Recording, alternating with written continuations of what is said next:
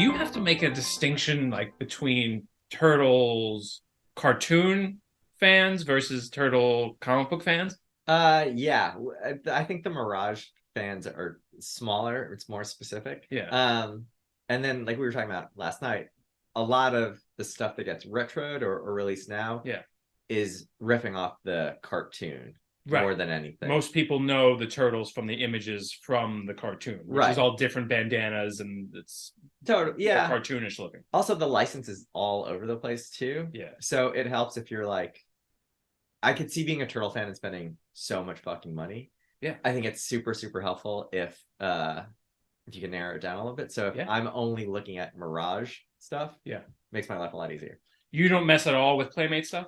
No, because even they have released what is supposed to be like comic versions. Yeah. So like Kevin Eastman might do like a box art for it, and then it's just, all same unified green red bandana. But the molds are the same molds as they would use for any of the cartoon molds. So they're just kind of like repaints that I don't really mess with. Yeah, that's probably a good rule, like to stick with one versus the other, because it just seems like there's just a constant stream of Turtle stuff always coming out. Like there's never like a dry period. Totally. There's nothing of Turtles to have. Like Playmates put out not that long ago a set that was 4 Turtles, Splinter, and Shredder. And they were supposed to be Mirage era colors. Yeah. But it is the same Shredder mold of the cartoon, and they just did like the pink kind of like unitard instead. Do you mess with that? I don't. Right. At this point, it's like it's only the NECA Mirage stuff, and I'm starting to dabble in like the Dark Horse miniatures if I can find them. Oh, but wait a second. But like you're talking about the first line of toys that came out. Those were Playmates, right? They are Playmates, but they weren't from the cartoon. They looked kind of like a hybrid, didn't they? But I think the cartoon launches because of the toy series. I think the toys came out before the toys definitely came out before the cartoon. But it was kind of like part and parcel because yes. I have it here. It's Raphael 1, the micro series. The second printing announces basically, hey, we have a toy line coming, and there's a cartoon, and it announces as if it's one piece, like He-Man or like all that shit is. That it's like the toy line and the cartoon are coming out. Yes. And the cartoon is to sell the toys. Yeah. I remember it was like a short period of time. So you don't mind if you meet a Turtles fan, they're like, oh, I'm a big Turtles fan that don't read the comics. Do you care? Or like it's like an MCU fan that doesn't read the Marvel comics, right? I mean, that always annoyed me. But because you have the friend then who starts to get into the movies and they're like, oh, what happened in the comic? You can read the comic. Yeah. You don't have to ask me. Right. And I don't know what they're gonna do with the movie, so I don't know. It's not the same thing. Yeah. For the comic stuff now, because I'm so out in the open about like Mirage love, people hit me up and they're asking me about that. Mostly what people think of is like the first thing is like they all wore the same bandana, so that's like the first point that they know, and then like, oh, it's like a bit more graphic, and kind of sometimes it is, not really. It's different than the cartoon. Yes, really. But I put a lot of like screenshots from the comics as I'm reading them out in the world, and they look very different. So I think that's sometimes what people hit me up in about, like, oh, that looks cool. Yeah. And also the hand-drawn feel, like that indie feel of the comics is so like punk rock in a way. Like you flip through it feels like a zine or something, Yeah, I think that's kind of like what I've been super into recently more than anything, is the idea that a lot of very talented artists came through. There's kind of like that guest period where the first, I want to say like 13 or some odd issues is Eastman and Laird together. Yeah. Then as like Turtle Mania takes off, they kind of take a back seat and let a lot of their either Mirage staffers or like other artists come through and do their own spin on it. And there's not like a ton of editorial oversight. There are like a lot of very cool things that come out of that section. Like it's not in continuity, and no one really like takes the Turtles to any sort of extreme for the most part. I would say 1 or 2 does. But there's some very cool art, and that going back to like the punk rock sensibility, there's some just wild art in some of those books. Yeah, it's such like I was talking about this with another guest. It's such a American story. Like Turtles is pure Americana. Yeah. When you think about it, and like its longevity really just is a testimonial to that notion.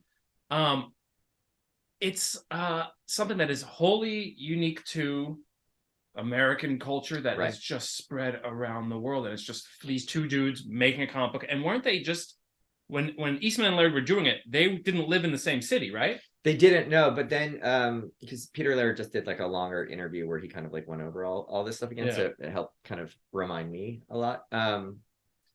Eastman had like moved in with Peter Laird and his wife for a while, and they were just trading pages back and forth, and they were imagine that. Yeah, poor wife. She probably loved it though. Yeah, I mean, I think everyone made out pretty well pretty soon after. But can you imagine like just being a fly on the wall when they're doing like the Turtles comic? Well, that's just be so stupid though too. Just like two nitwits. Yeah. I remember when Turtles was in the comic shop. I didn't really. At first I was always like, what? Teenage Mutant Ninja Turtles. This is the weirdest thing. Like, why? I'm so not interested in this. This seems kind of kooky. Yeah. But I kept seeing it at the shop, and every time I'd see it, the covers were kind of more and more alluring to me. Yeah. And then finally I gave it a shot. I think it was like Turtle Soup. Turtle Soup. Yeah. So there's 2 volumes of Turtle Soup. There's like a one-off. Yes. And then there's a 4-issue. I think it was supposed to go longer, but it ends up just being like a 4-issue miniseries of Turtle Soup where it's an anthology again. I had the one-off. Yeah. But I also had that you could see. Oh, the first colors. Yeah, this one. What is that? Because I found that at a random convenience store. Yeah. That was on the rack one day. Yeah. So I pulled that. What kind of release was that? Was it like a early graphic novel? Yeah, so that is I think that's like that got into bookstores and stuff. Yeah. Yeah. So it's color reprints of the first handful of issues. Yes. I wish I still had it. Yeah. Because that was like 80s. I bought that. They're around though. Yeah. They're not too expensive. Yeah, I know. But then like when I get that, then I gotta do something else. Then all of a sudden I'm a Turtles guy. There's only 4 of them. Oh, okay. That makes it easier. And it's the first time the Turtles are in color. In that. Oh, that's cool. Yeah. Yeah, I should probably find that again. I think so. It's definitely one of the first few times, but it's certainly the first time that the black and white book is printed in color. You have an amazing collection of Floppy's original Turtles comics. Yeah. From the original run, and they are passed down to you from your dad. That's true. Okay, so what's your earliest recollection of Teenage Mutant Ninja Turtles in comic form? That's a good question. Well, just obviously based on when I was born and everything, that's like Turtle Mania.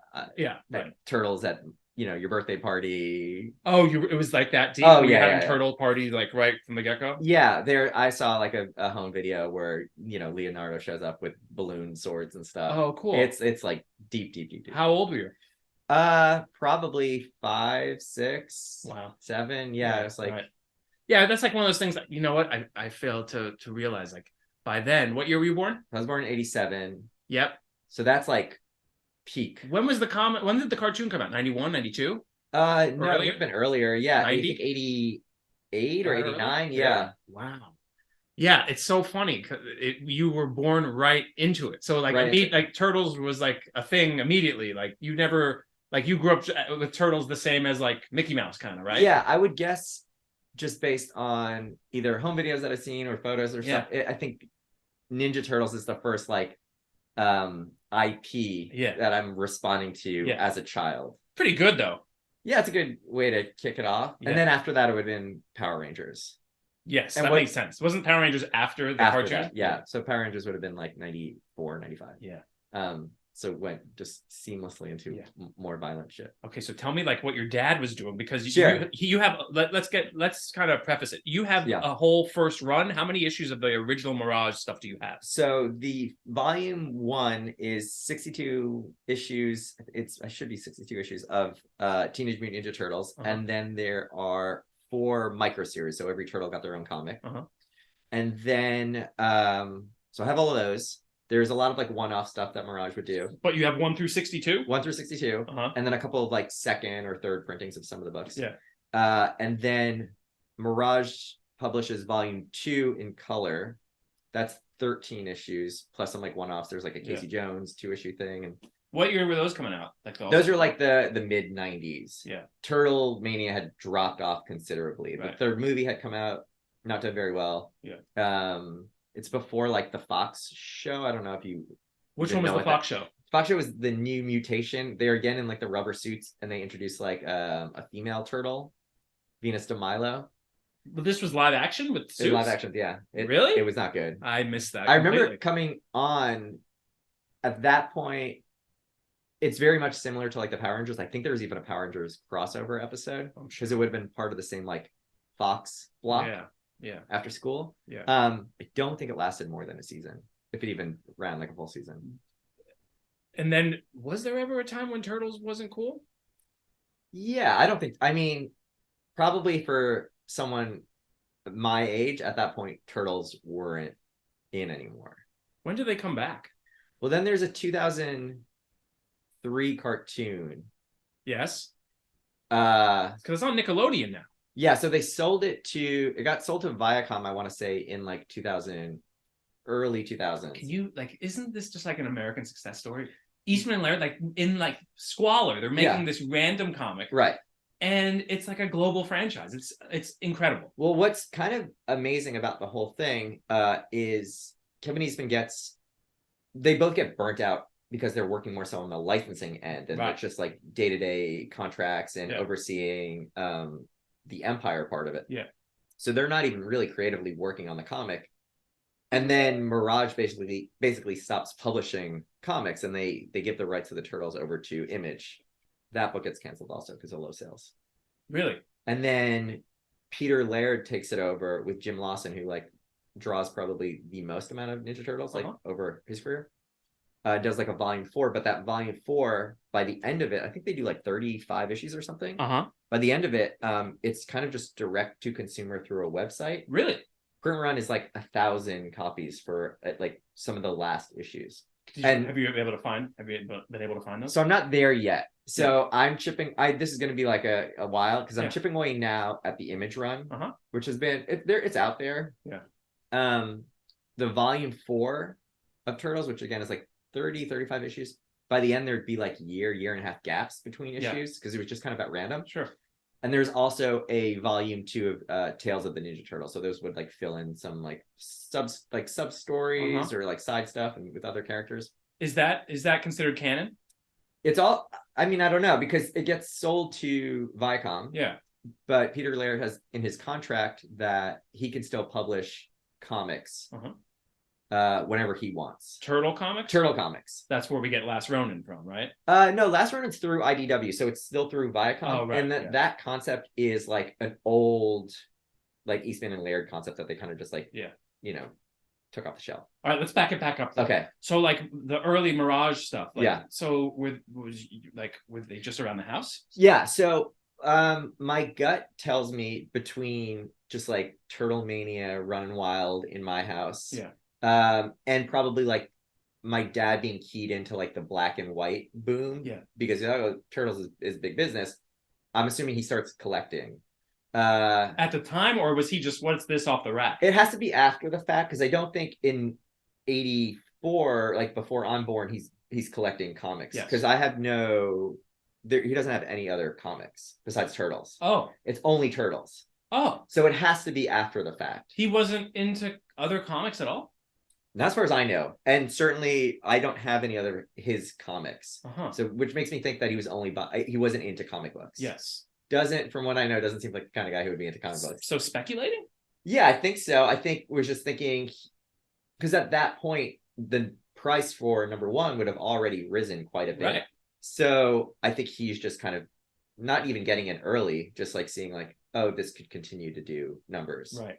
But no different than fucking Beanie Babies or anything like that. I think it's just like there's already a tie because I'm into it. Yeah. Now he's deceased, so rest in peace. Yeah. Was he an entrepreneur in other ways? Yeah, so he died when I was 7, so don't know too much about him. Yeah. But by all accounts was like an entrepreneur is a good way to put it. Would he get like stuff like was he like an early flipper sort of dude? I don't know so much about that. Like I heard a story about him that he worked for kind of, it's like an insurance appraiser. Okay. So what he would do, they would represent real estate in other countries that might have like a high rate of like hurricanes or tsunamis and stuff. If something were to happen, he would go down and assess the damage to make as much, get as much as possible out of the insurance, and then his, firm would take a cut. Yeah. I do think that probably came with a little bit of bullshit in terms of like making stuff look worse than it was. Sure. To bump up the numbers. Sure. So yeah, I guess that's part of it. Yeah. I don't know about flipping, because like I said, the only stuff that I've seen is turtle stuff. Yeah, because you would think that around that time, it was the comic book speculator market was kind of taking off. Yeah. Around when he was starting to buy these comics in particular. Right. Yeah, that's what I mean. This is kind of like pre-image. Right. So I don't think he would be like keyed into stuff like X-Men 1 or all that stuff. Right. I think it's specifically probably just around Ninja Turtles. Yeah. I have like a Overstreet guide that he had that looks like thumb through, and there's like a Turtles treasury book that has like a kind of like a checklist. Yeah. So I feel like that's what he was. What a bygone era, the Overstreet price guide and checklists, man, taking me back. And he kept all this stuff bagged and boarded too, so he knew. Yeah. Well, so I have like cards and stuff from like St. Mark's Comics and stuff. Yeah. With checklists and like owners' names and stuff. Incredible. He would go to St. Mark's Comics? Yeah. Wow. Well, so he worked on Wall Street. So he worked on St. John Street place. So I think he must have already been talking to shop owners and everything. So he must have been aware of way to collect and keep things in pristine condition. So peculiar that he like zeroed in on Ninja Turtles. Yeah. Non-comic book guy zeroing in. I guess he sees the cartoon going off. Yeah. He sees children loving Sure. the property. I mean, I had literally Turtles I had Turtles toys. I have a Turtles bootleg jacket. It was Turtles everything. Was it around like was your boyhood room like Turtles immediately, like from as early as you can remember? It was all Ninja Turtles. All Ninja Turtles. Right. Yeah. Turtle posters. Like it was Turtles everything. Yeah. Like the Turtle troll dolls. Uh-huh. I don't know how much of this stuff like hits for you because you would have been older for this, but it was like any fucking license of the Turtles, like it was everything. Yeah. Turtles Universal Monsters, Turtles Ghostbusters, like it was everything. I vaguely remember that. I definitely had the first toys. I read a little bit of the comics. I read that in particular, the one we just spoke about.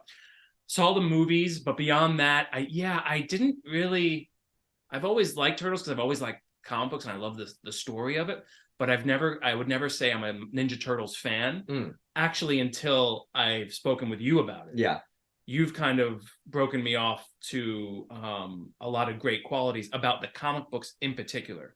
Yeah. I do notice that right now they're like just heavy into like the toys, rightfully so, because they're great characters and they look great and like it's just like what a wonderful what wonderful icons they are. Yeah. So I appreciate that, but I also feel like when you go down like collecting Turtles, it becomes like a really, really, really deep black hole. I mean, yeah, like I was saying, you have to pick and choose kind of like, I think I'm sure there are people out there who just go all in on everything. I don't know where that would stop. Going back though, in terms of like a comic, having read a lot of it, there's only like a handful of like strong turtle comics. Yeah. I don't know if I would ever pick any specific turtle story as like a top. They're kind of clunky, right? Yeah, I mean, there's great art. Of course. There's great art. There's very cool moments. Yeah. But I do think a lot of those moments hit if you're reading Turtles too, because then it's like a standout thing. Right. I think if you were to read it siloed, it'd just be like, okay, I guess that's just what a Ninja Turtle story is like. Yes. So it's because we have friends who are asking like, what are the good Ninja Turtles? Yeah, what are the good? I'm like, well, you kind of have to read the whole thing, because if I just tell you one thing, I probably just gave you the best Ninja Turtle story, and that's it. Right. Yeah. Do you mess with the IDW stuff? I don't. I've heard it's good. I've heard it's good too. Yeah.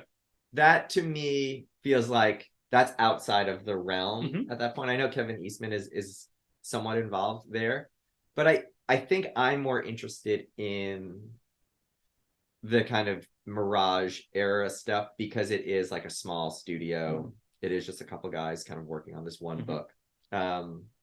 And it is, you know, like you're saying, it is an American dream story, including with like what the dark side of that story looks like when it becomes so successful that it's like miserable for its creators to even work on. I can't imagine that ever being so, but I guess that happens. I've never made that much money to have anything like that happen. But yeah, I guess it does. I mean, I have to imagine that when you're no longer creatively tied in to the piece that you're doing, and it's really just legal and contracting and stuff like that, you know, there's a difference between running a business and, you know, being creative. Why do you think it hit? Like, it had to have been a real gamble from some TV exec, some children's TV exec, to see this comic book on the shelf, this kind of it's not crudely drawn, but it's not like what was on the shelf at the time. Totally. So like some TV exec sees this, like, we want to make this into a kid's cartoon. You're right.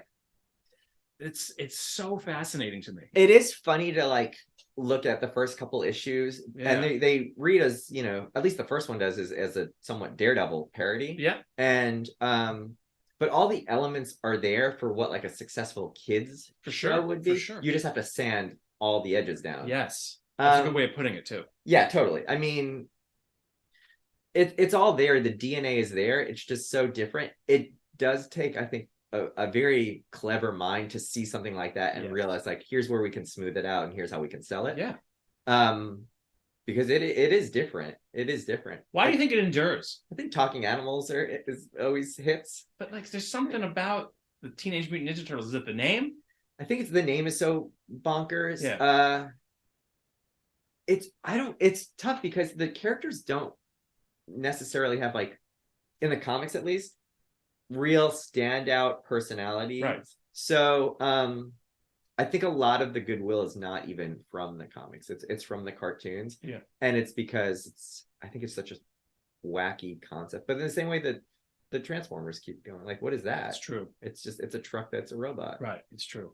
It's so stupid that I feel like, how could it not endure? It's got action. Yeah. It's got anthropomorphic turtles. Yeah. It's got somewhat funny dialogue. The cartoon, I remember them being kind of cool for like a, you know, like for like a kid.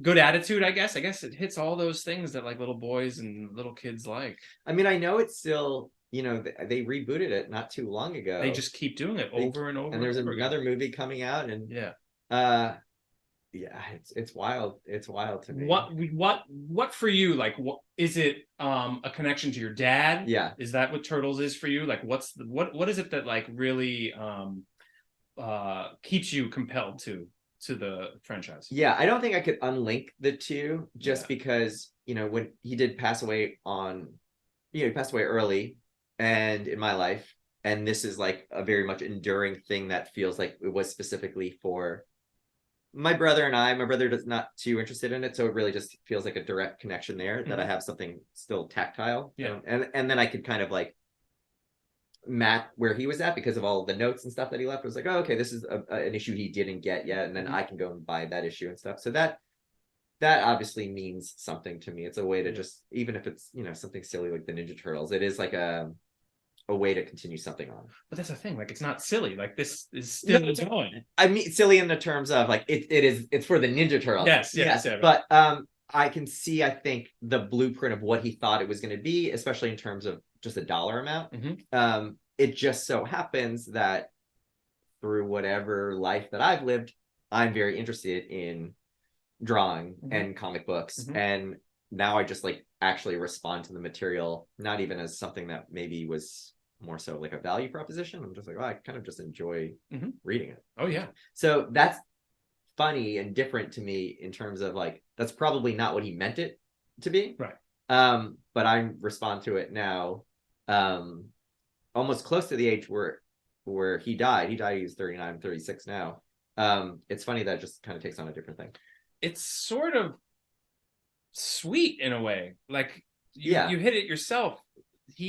I don't even know if, like, he might have just seen this as like a flippant thing. Like, he was going to get rid of him like in a few years. None of them. It's like it's become something. It's possibly become something more than he even intended. Absolutely. I mean, none of these comics, having recently rebagged and board all of them, were ever read. Wow. They were just slipped right in. Wow. There's like no cracks in any of them. No one opened these books. Wow. You haven't at all still, right? No, I've read all. Yeah, I've read all. You read them. I've definitely fucked up all the value on all these. But that's good though, because like whatever, these are invaluable to you. Well, the one thing and I'm sure we'll get them. The one that I know that holds any value is the number one, the first printing, and I have 2 copies of that. Let's see it now, so yeah, sure. I could put it up on the screen. So we want to just hold it up, or let me just look at it first. Wow. So this is a graded first edition, first printing of Turtles 1, and I didn't know any better at one point, and I had Eastman and Laird sign the inside cover. Yeah.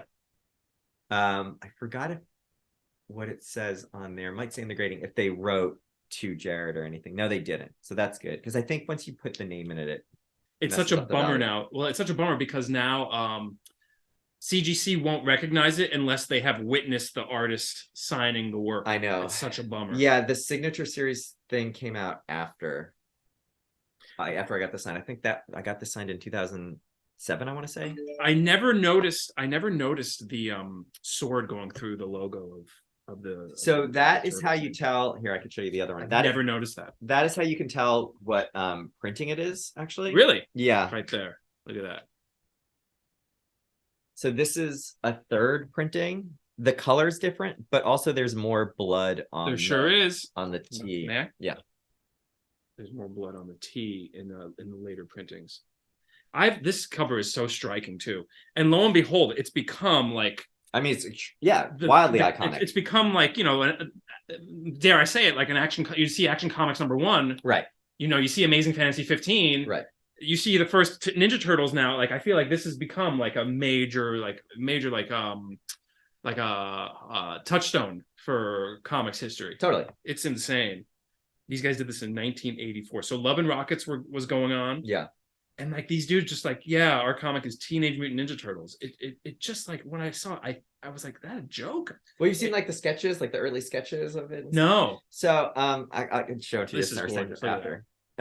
What a sight to behold. They're joke, like napkin sketches. Yeah. And then it's funny that it does become this other thing. And it spawned a whole bunch of copycats. Yeah. I remember those, like the radioactive rodents and stuff like that. Yeah. So did this get you into comics? Did your dad's TMNT collection get you into comic books, or were they just something that were always around? I would say probably it helped because I knew these were they were in our house. Yes. And he had been collecting them this way. Yeah. I never opened them, but I wouldn't be able to read them. Right. I think. But I was aware of the covers. A lot of the covers mentally have like stayed with me for a very long time. Yeah.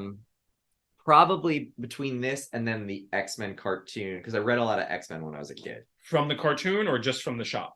From the cartoon would have put the comic into my head, and then those would be available in a newsstand. I didn't really start going to comic shops until I was in high school. It's so funny because my experience is, they're making a cartoon of this comic I'm into. Right. Where your experience is, they make a comic book of this cartoon. Totally. That's really fascinating. But I was aware, even when I was reading the comic book, that it was 2 separate things. The cartoon versus what's printed. Yeah. Especially for X-Men because the team was different. Yeah. So I understood that the series had been running longer. And very quickly when I got into comic books, I started picking up like Wizard magazine. Right. Because I got very into the art. Yeah. So then I was like trying to get as keyed into it as much as possible. That was a time where kind of art was taking precedent in terms of like the big books, like the superhero books. Yeah, I mean, it really wasn't until I have had stages where I've given up completely on comic books. Sure. And I think the big one for me was, and I just think this is getting older too, it's like when the art no longer meant anything to me, and I was like, I'm actually responding to whoever the writer is on this. So that's a wonderful turn when you come to that with comics. Right. Because, you give up on something like, why am I reading this anymore? Right. And then you're like, it's because I actually like who's writing it. Yeah. Yeah. It has nothing to do with these characters, really. Yes. Yeah. That's the beauty of it as you stick, the longer that you stick with comics, how things can transform, because oftentimes people get into them when they're kids. Right. And, the doorway in is the art. We're like, oh, wow, this is great. And then if you stick with it, eventually you'll get kind of tired of or exhausted of how much detail can go into something. And then you start looking for something more. And gratefully about the medium is that you have terrific writers. Right. Totally. It's very rare now, unless like, you know, you or our friends are like really putting a book on in terms of like, you have to check this out. And that is coming really from the writer who's on it. Right. That I will read like a superhero book. Right. Because I wouldn't even think to check in with Wolverine or anything like exactly. that. I don't exactly. And that's where like the waves come in. Like you know, you jump on a book for a while and then you jump off and then you come back to it. Yeah. But to come into it from the cartoons, were you underwhelmed when you first cracked open Turtles comics? Well, so we also got the Archie comics too. So the Archie comics I definitely did read because I'd also see the same characters. There's no really overlapping characters in terms of like the supporting cast for the Mirage stories. Elaborate on what you just said. All the like other supporting Ninja Turtle characters, for the most part, that even you'd be aware of, are comes from the cartoon. Bebop, Rocksteady.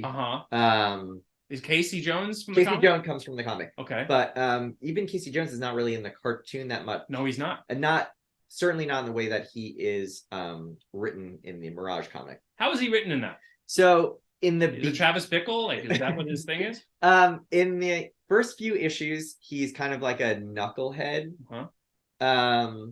It's not too different from like how he's shown in the first movie. So Elias Koteas nailed it. Yeah, he's pretty good. Yeah, he looks like him too. Yeah, he was a knucklehead in the movie. Yeah, he's a knucklehead. Kind of like but it's just kind of like he has like a goofy catchphrase, and he does like a there's one issue where he like goes undercover or something, but he's just like kind of talking to himself. Yeah. Near the end of volume 1 and into volume 2, they look to kind of grow up the Turtles a little bit in the cast, and Casey's shown having like a bit of a drinking problem. And he kills a kid while like doing an act of vigilantism.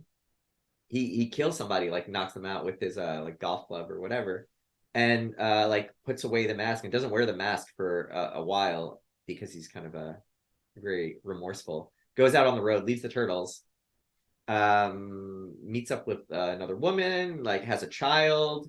There's crazy stuff that happens, like that woman dies and he comes back with the child, and they kind of like grow up some of these characters a little bit. Oh, so he has a full arc kind of. It's hard to say a full arc because there is a huge gap in the middle of the Turtles where Eastman and Laird are not writing it, and it's kind of like anything goes. When they come back to the book to kind of wrap the whole thing up, they do look to mature everything a little bit. It's an interesting move because it's a good story. It's a little unwarranted because it's not like it's coming from a book that, in my mind, was in any way planning on creating an arc for any of these characters.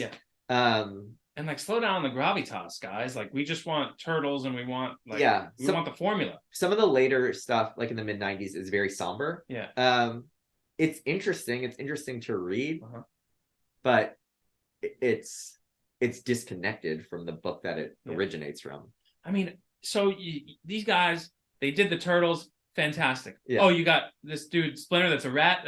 That's your sensei. Unreal. Oh, and they're fighting this shogun type of samurai guy, Shredder. Oh my god. And it's the Foot Clan. Oh my god. Who's technically only in one issue. The Shredder, the actual Shredder. It's only what, issue 1 or 2, right? So issue 1, they kill the Shredder. Right. He comes back later, and kind of like tears down April's shop that they live in. They move to Massachusetts. They come back to the city and they fight Shredder, but Shredder is like it's like part worm creature, like a clone worm thing. And were they reading Dune at the time, you think? Yeah, the worm stuff always cracks me up. But the Shredder, as we know that character, really only comes out in one issue. Okay. Baxter Stockman, also really a one-issue character. I noticed that. I was surprised to see him because I started reading the comics off of your suggestion. And I noticed that Baxter Stockman is like right there immediately. Not in the fly form. Don't ruin it for me, but he does make an appearance very early. He does. He shows up in the second volume also, but not in like the same character that is in like other media. So okay, but what I was gonna say is, okay, you have all these characters. Then they say, oh, there's this guy, Casey Jones, who wears a hockey mask and he's a trash can vigilante and he kicks butt with golf clubs and garbage. That's incredible. These guys, Yeah. The imagery and the iconography that these guys created and manifested is just mind-boggling. Yeah, that's what I was even saying before. Like all the DNA is there. Yeah. Casey Jones is such a iconic look from the jump. Yes. And they don't really mess with that. I mean, nothing has really changed in the way that, I mean, you know, certain characters kind of just stay the way they are, but it's kind of wild that like the DNA is there from the very beginning. So is Krang in the not as a character? comics? There's the Ultron, which are a group of like alien brains that control like android bodies. There's not a character called Krang. I don't think any of them have names.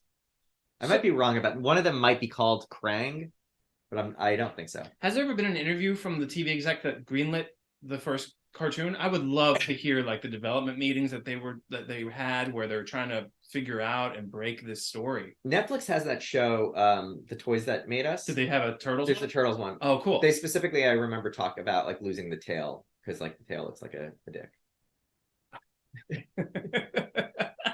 Yeah, but like a deep dive into that would be really cool. Yeah, they've got to do that someday. Yeah, well, there's that one, and there is a I think it's called Turtle Power. There's a documentary. I haven't seen it yet, but I think it's about like, yeah, just the whole thing blowing up. Right, man. Looking at this graded one is just comic size either, and it was $1.50 when it came out. That's great. Yeah, and these guys just like publish it. They just send it to the printer and then just ship them out, right? Yeah, in that interview I just heard with Peter Laird, he was talking about like they found a publisher to do it and they didn't even recognize at first that it wasn't comic size until they started going to conventions and people are like, these don't fit in bags and boards. Oh, that's right. I didn't even take that in consideration. And is the Last Ronin the same size, same format as this Mirage? No, they're comic size. No, but they didn't fit in the regular bag and board. Really? Yeah, I didn't pick it up individually. Yeah. Oh, maybe it is. Yeah, that's kind of cool. So wait, so you were saying you collected Power Rangers? Yeah. So what did I go through? Power Rangers would be a big one. Wrestling is a big one. Wrestling's another one that kind of endures to this day. Yes, it does. The Royal Rumbles tonight. What this recording? Oh, really? We got to wrap this up. Yeah. So wait a second though. Were you collecting wrestling figures too? Yeah. So what era of wrestling figures are we talking about? So that's like the Jakks bone crunching action. So it's after the Hasbro stuff. Yes. I've become well versed in WWF figures just from guests. Oh, okay. Yeah. Yeah, all the bone crunching action stuff. Yeah. Which, you know, I talked to Kevin about. Yeah. Shout out. Yeah. Some of the face sculpts are horrendous. In the Jakks stuff. Yeah. Right. Don't even recognize who some of them are. Are collectors into the Jakks WWF stuff? Some people are. What I actually found out recently, and I had been talking to Kevin about too, is that they kept putting those out way after I had stopped collecting them, but also after they had changed kind of what the scale was. But they were just reusing like either new heads and putting them on old bodies and still releasing them as like bone crunching action figures. Into like 2002, 2003, like I learned there was a Brock Lesnar bone crunching action. And for me, like Brock Lesnar came when I kind of stopped watching wrestling a little bit. And I was sure they didn't even put those figures out anymore, but like they still had so many of these old molds and they were just throwing the new heads on the old mold. Kind of like bone crunching action, like they have a speaker in their back and it like hear it? I have one. The Cactus Jack is like the only one I have here.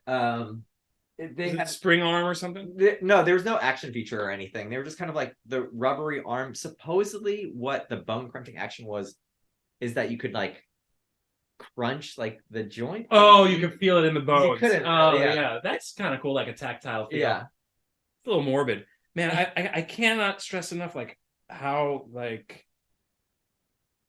heavy this feels just holding it, like the weight of like its significance in culture. Like this is crazy that you have. I've wanted to display it, but the size is so funky. I don't know where to put it. Do you think that your collecting bug started because of your dad, because he had these turtles in the house? Yeah, that makes sense to me. Realizing early on already, like there was a collection in the house, what it meant, like, you know, don't destroy these. These are supposed to be kept in like a nice condition and stuff. I would bring them in sometimes for like show and tell and stuff. Cool. But like, yeah, kept them in the back, like very safely, put them in my backpack, like knew like, you don't fuck around with these. Were your friends into it, or were they like, What's going on? I don't know. I don't think so. I don't think I've spoke to anybody about Ninja Turtles until I was like way into my 30s. Yeah. In all honesty, Right. It was just because I didn't think anyone else cared. Did you figure it was like a guilty pleasure, or a way to connect with your dad? Yeah, I think for me it was so personal. Yeah. That I wouldn't even think to talk about Turtles with anything. Yeah. Because I'm like, no one my age is even interested in this anymore. Right. And it really wasn't until like, you know, people started losing their mind, I think, and getting into their weird habits during the pandemic. Then I'm like, I don't give a shit. I love the Turtles. Like, yeah. I guess I could talk to people about it. Is it pure pandemic, or was TMNT fandom bubbling pre-pandemic? It was always in the back of my mind. Right. But I don't think I even thought to express my interest about it to anybody. Right. Because I feel like the original Playmates run has always kind of been, it's always gone for a nice chunk of change on eBay. Totally. But like what I'm saying is like, who do you even talk to about that? Right. Like unless you know someone else is collecting Turtles. Right. And you know, like we've been saying, Turtles is it's a specific time period. Yes. I wouldn't even think to bring it up. And again, there's not like there's a ton of notable Turtles comic stories that are even like worth talking about at length. You're talking about like story arcs. Right. Yes. Right. You know, I mean, if you want to talk comics, okay, there's plenty of comics we could talk about, but it's got to be very, very specific if you want to talk about Turtles. It's very true. Like, yeah, people just like the characters. Yeah. That's very unique. It's almost like He-Man. Yeah, and the characters are also like combinations of the characters in different mediums. Mm-hmm. You know, if someone's responding, like, I guess Raphael's the most popular turtle, it is Raphael from the movie and from the cartoon that they're kind of have projected in their head as this one character. Why is Raphael the most popular? Because he's the Wolverine of the book. Has that always the case? Is it in every iteration? Like, I don't know if you pay attention still to like the cartoons and stuff. I check them out. Yeah. Is Raphael like still the cool one? I think Raphael is like consistently the loner. Yeah. Even in, I would say like in the first issue, none of the turtles have like defining personality traits. Yeah. But at one point during the issue, Splinter wants to send a message to Shredder, and the one turtle he sends out to do that is Raphael. Right. Yeah. So Raphael's the only one that's given a specific spotlight. Mm-hmm. That kind of is from the get-go. Mm-hmm. And then I think pretty early on, probably by the next issue, he's like the one with the attitude. Yeah. And it's harder to define Donatello and Michelangelo until like a little bit later. Who do you like the most? I was always a Donatello fan. I like Donatello. Why? Because of the staff, or because he's smart? I thought both. Also, I think a staff is a very easy weapon to replicate as a kid. Mm-hmm. You get like a long paper towel roll. Mm-hmm. Now I'm Donatello. It's pretty good. It's pretty good. So I've always had an affinity for Donatello. Do you know who your dad liked the most? That I don't know. I don't even know if he... Probably hard. I don't even know if he knew. He wasn't even reading it sounds like, right? Yeah. So he was like purely speculating. But man, what a gem to find, right? Yeah. He hit the jackpot here. Yeah, it's a good call. Smart guy. Right? Yeah. Okay, so in this binder, let's look through this binder, because you have a binder full of the original Mirage run, right? So I have for you, if you want to go through them, 6 binders. Let's just see the heavy guns, and then I can take some pictures of some of the cooler covers for the Instagram. Is that cool? Okay. Yeah, and I kind of put post-it notes here. Okay, yeah. But if you want, I don't know how to display this to do it here, but I can just open it. No, let's look through them, and I can also take pictures and put them on my Instagram too, or if it's feasible, put it into the screen, or let's just look at them and see what happens, though. Sounds good. Yeah, and if you want to pull any of them out, they're all good. Do you think it's a good idea to keep them in this binder like this, though? Well, I don't know. Why not? Because this, I mean, okay, so you have the second printing. Is this the second printing of number one? Okay, is this tag on the book itself? No, it's on the back. So isn't this kind of bent a little bit now? But it's all it's once you take the book out though, the board is still there. Okay. Yeah. Okay. The book it's moved. It's like that because it's just the way the 3 ring is going. But none of the books, I've taken them all out. They're all kind of consistent. So the 2 that I don't have on me right now are Turtles number 2 and the Raphael issue. Okay. Because they're with CGC. I'm getting them. You're getting them graded right now? Yeah. That's great. How long is it? When did you send them in? So I sent them, I went to New York Comic Con in October. they're not considered comics under the way CGC like labels things. They're magazines because of the size. Right. Magazines have a longer lead time in terms of grading. It's almost a year. Yeah. So I'm not going to see them, I think, until July. Yeah. Yeah. Yep. At That's how it goes. That's how it goes. Yeah. So that's a long one. Well, good luck on those. I can't wait to see what comes back. Yeah. So Turtles 2 is the first appearance of Baxter Stockman, of April, and the Mousers. And Raphael is the first appearance of Casey Jones. Wait, which one's the Raphael? What number is that? It's just Raphael. It's called Raphael. Yeah, so there was like a micro series that ran kind of hand in hand with the first run early on. I think starting from issue 3 or 4, I think Raphael's the first one. And is that what, 85? 86? I think it's 85, 84, 85. Yeah.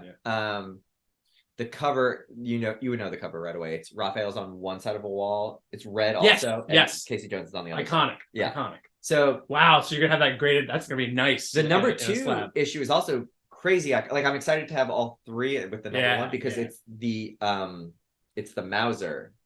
It's like a giant kind of headshot of the Mauser. Oh, I've seen that before. Blue. Yeah, that's cool. Yeah.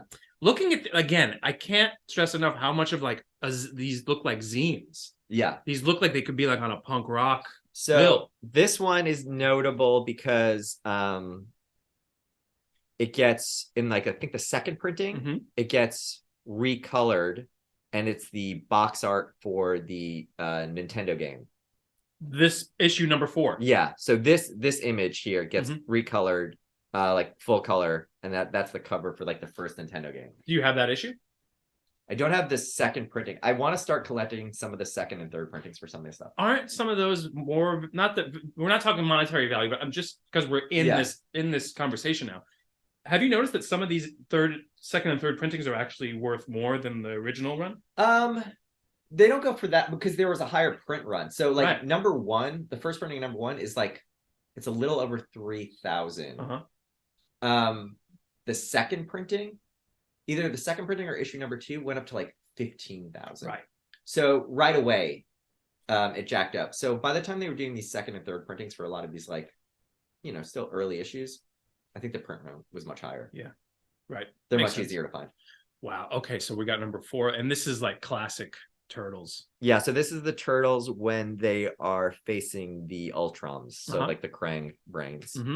And like it's so funny how quickly kids in the back of the class were drawing these faces with these types of gritting of the teeth. Is issue 4 the first time they started publishing the covers with more than one color?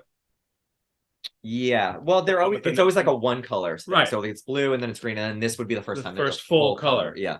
That's number 5. But technically the Nintendo, the issue number 4 with the Nintendo cover is technically the first? Yeah, but that would have come after that because it's a second printing of this one. So I wonder, I don't know for sure if this is the first time then the Turtles show up in color on the comic. It might be. But the inside's still black and white, right? Yeah. It remains the black and white comic. Even the new stuff, right? The Mirage, when they released, did Mirage release new stuff? Yeah, when they did the volume 4 and the Image volume 3, those are both in black and white. Volume 2 is in color, but all these are in black and white. And Last Ronin, is that in color? I forget. Color. Yeah. Is that like the first Eastman Laird Turtles story that's in color? No, because they would do backups sometimes for like other stories and stuff. Cool. There's also backups in, I forgot which issue it is. Richard Corbin does a like insert 2-page, 3-page thing that's in color in the black and white comic. And this one is this they try to do it in comic book size for number 5, and they were like, nah, we're not gonna do this anymore. No, they're all, the rest of them are all in comic book. Oh, they are? Yeah. It's only those first few issues and like Raphael. Wow, I did not know that. I thought they were all kind of that oversized format. No. Then they're all in regular size. Yeah, this is around the time I remember seeing it on the rack. Yeah. And this is around the time when they started publishing the covers in color is when I started to really take notice. Yeah. Oh, that's cool. Yeah, so Dave Sim does Cerebus in this one. And is this a different artist? Because you can kind of tell they look different. Or you can tell who... Did Sim draw this? No, so this is... I mean, they did kind of like 50-50 in terms of like who was drawing and who was inking. You can tell sometimes, like that's a Peter Laird turtle. Yes. That's a Kevin Eastman turtle. Which one do you prefer? That's a good question. I weirdly have an affinity for Peter Laird's Turtles. Mm-hmm. It's hard to say they're off model because they are the model. But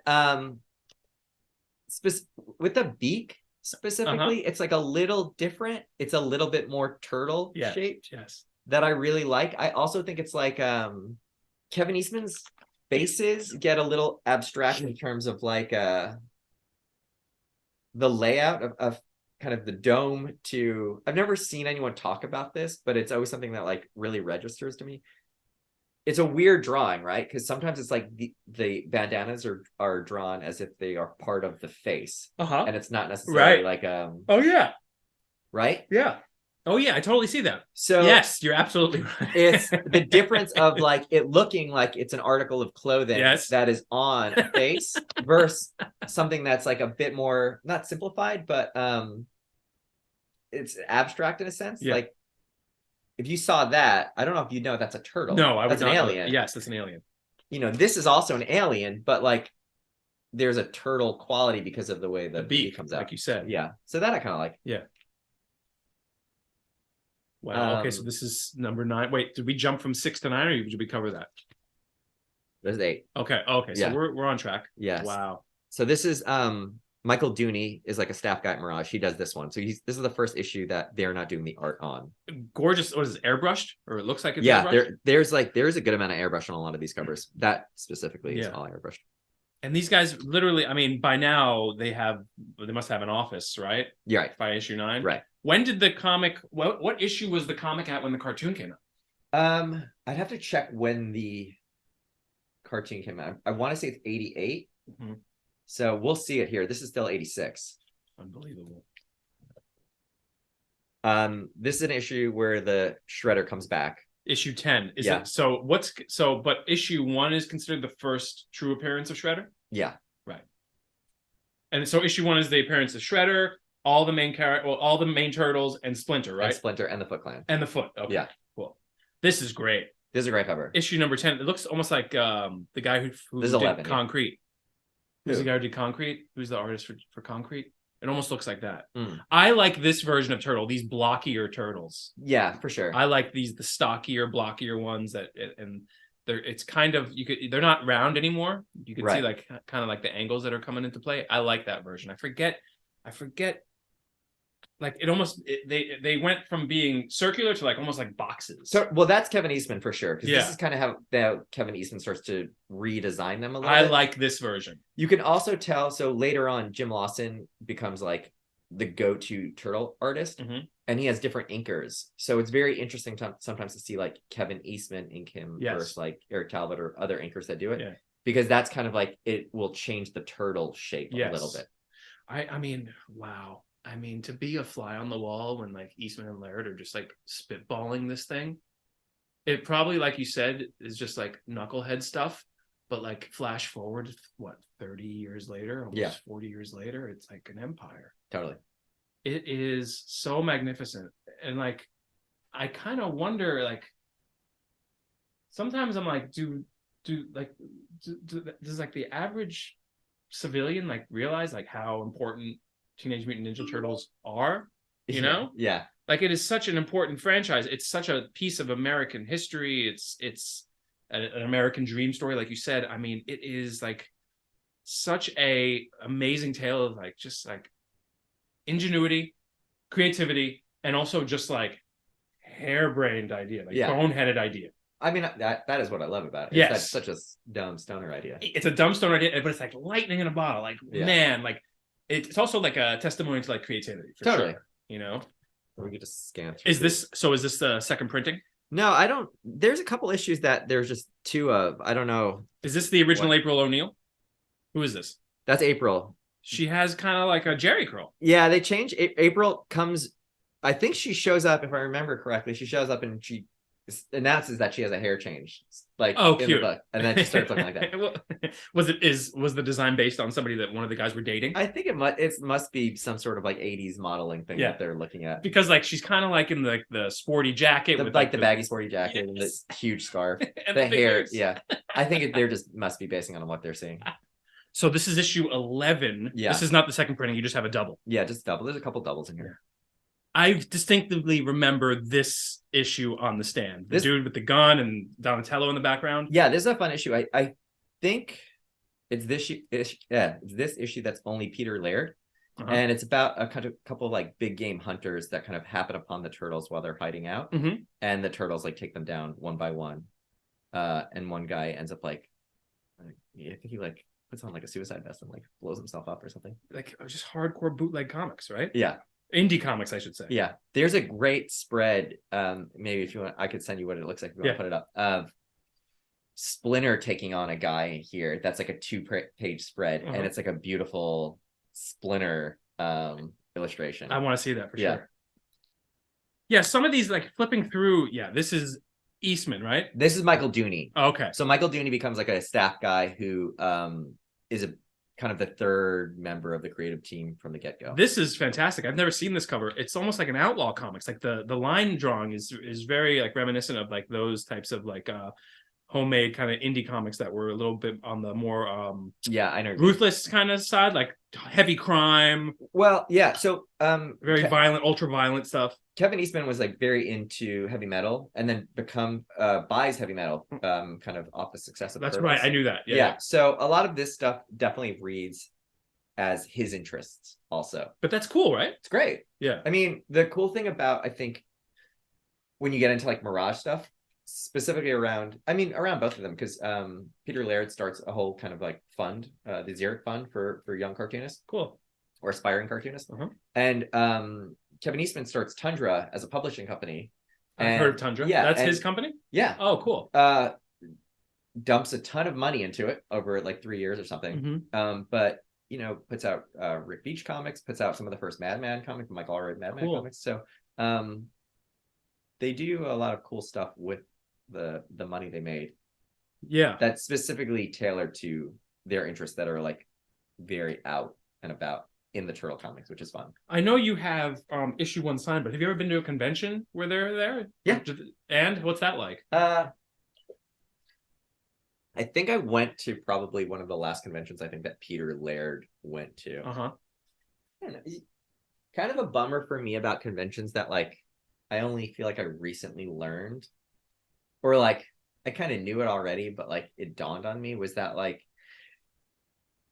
some of this is so much about bringing up the price of the book for resale that it's hard sometimes, I think, to go in as like a genuine fan of the work and strike up any sort of conversation, relationship, whatever. Because I think as soon as you ask somebody for a signature on something, the assumption is you're going to flip that. So sad. And that's so indicative of the culture as it is now, because prior to that, like the whole idea was like, oh my God, I have like an autographed copy of this book. Right. Now it's a whole different thing. Yes, absolutely. I have a Turtle book that I was very psyched to have one of the creators sign. And like was psyched to talk to him about it. Yeah. And he didn't even like look me in the face as we were like, because it was all transactional. Yeah. Right. And it's a bummer. You know, I'm psyched to meet an artist and talk to an artist about their work and their medium. And it's just like, but I think once you're paying for a signature, that's it. That's cool. I get that. But it becomes like a soulless experience. And then it's just like, oh, okay, I guess even going back to what I was saying earlier, I guess this interest is my own and my own alone. Yes. In private, because I don't even like, who am I going to share it with? Do you get the notion that comic book artists and writers almost like resent the act of like autographing their work because the attitude now is like, you know, people are going to get it slabbed, or especially like the CGC drawings, like it immediately goes in a slab and then all of a sudden it's like an asset for somebody. You think they have resentment towards that? I just think that you can have so many ins in terms of like why you're responding to the material. Yeah. And probably, unfortunately, the one that's the top of mind is not you're enjoying creativity on display, or the artistic value of something. It's either the monetary, you know, hope, especially when it comes to comic books, or, you know, I mean, I feel like all fandom has like a dark side, but especially like comic fandom, where people get so fucking crazy about how their characters are being treated and stuff. So it's like, it becomes like a character first or IP first thing as opposed to creative expression. Yeah. So that probably is like third or fourth on the rung down the ladder. So unfortunately, I think like that's just not what they think the conversation is going to be geared towards. Right. So that's a bummer. And I think it probably does put a barrier to entry for either fans who are appreciating the material on its own to then connect with the creators in any artistic way. Of course. Because that's, I mean, the pretense is that's kind of what it was intended for, to connect with the fans, the people who were reading your books. Right. Now people are seeing them as investments. And I guess that's been a long time coming, but I feel like this CGC boom has really kind of sucked the life out of that process. So, I mean, yeah, at that point, it's all like, you can't open that comic book. Like, so you can't appreciate it on any. Right. Okay, I see the reason for that, and I get that, you know, but that's a bummer too, because then it's an art form, and you've now put it in a piece of plastic. You're hermetically sealed. Yeah, and you're just like, well, I don't care about it as an art form. I care about it as something that can make me money one day. An asset, something that I have, yes.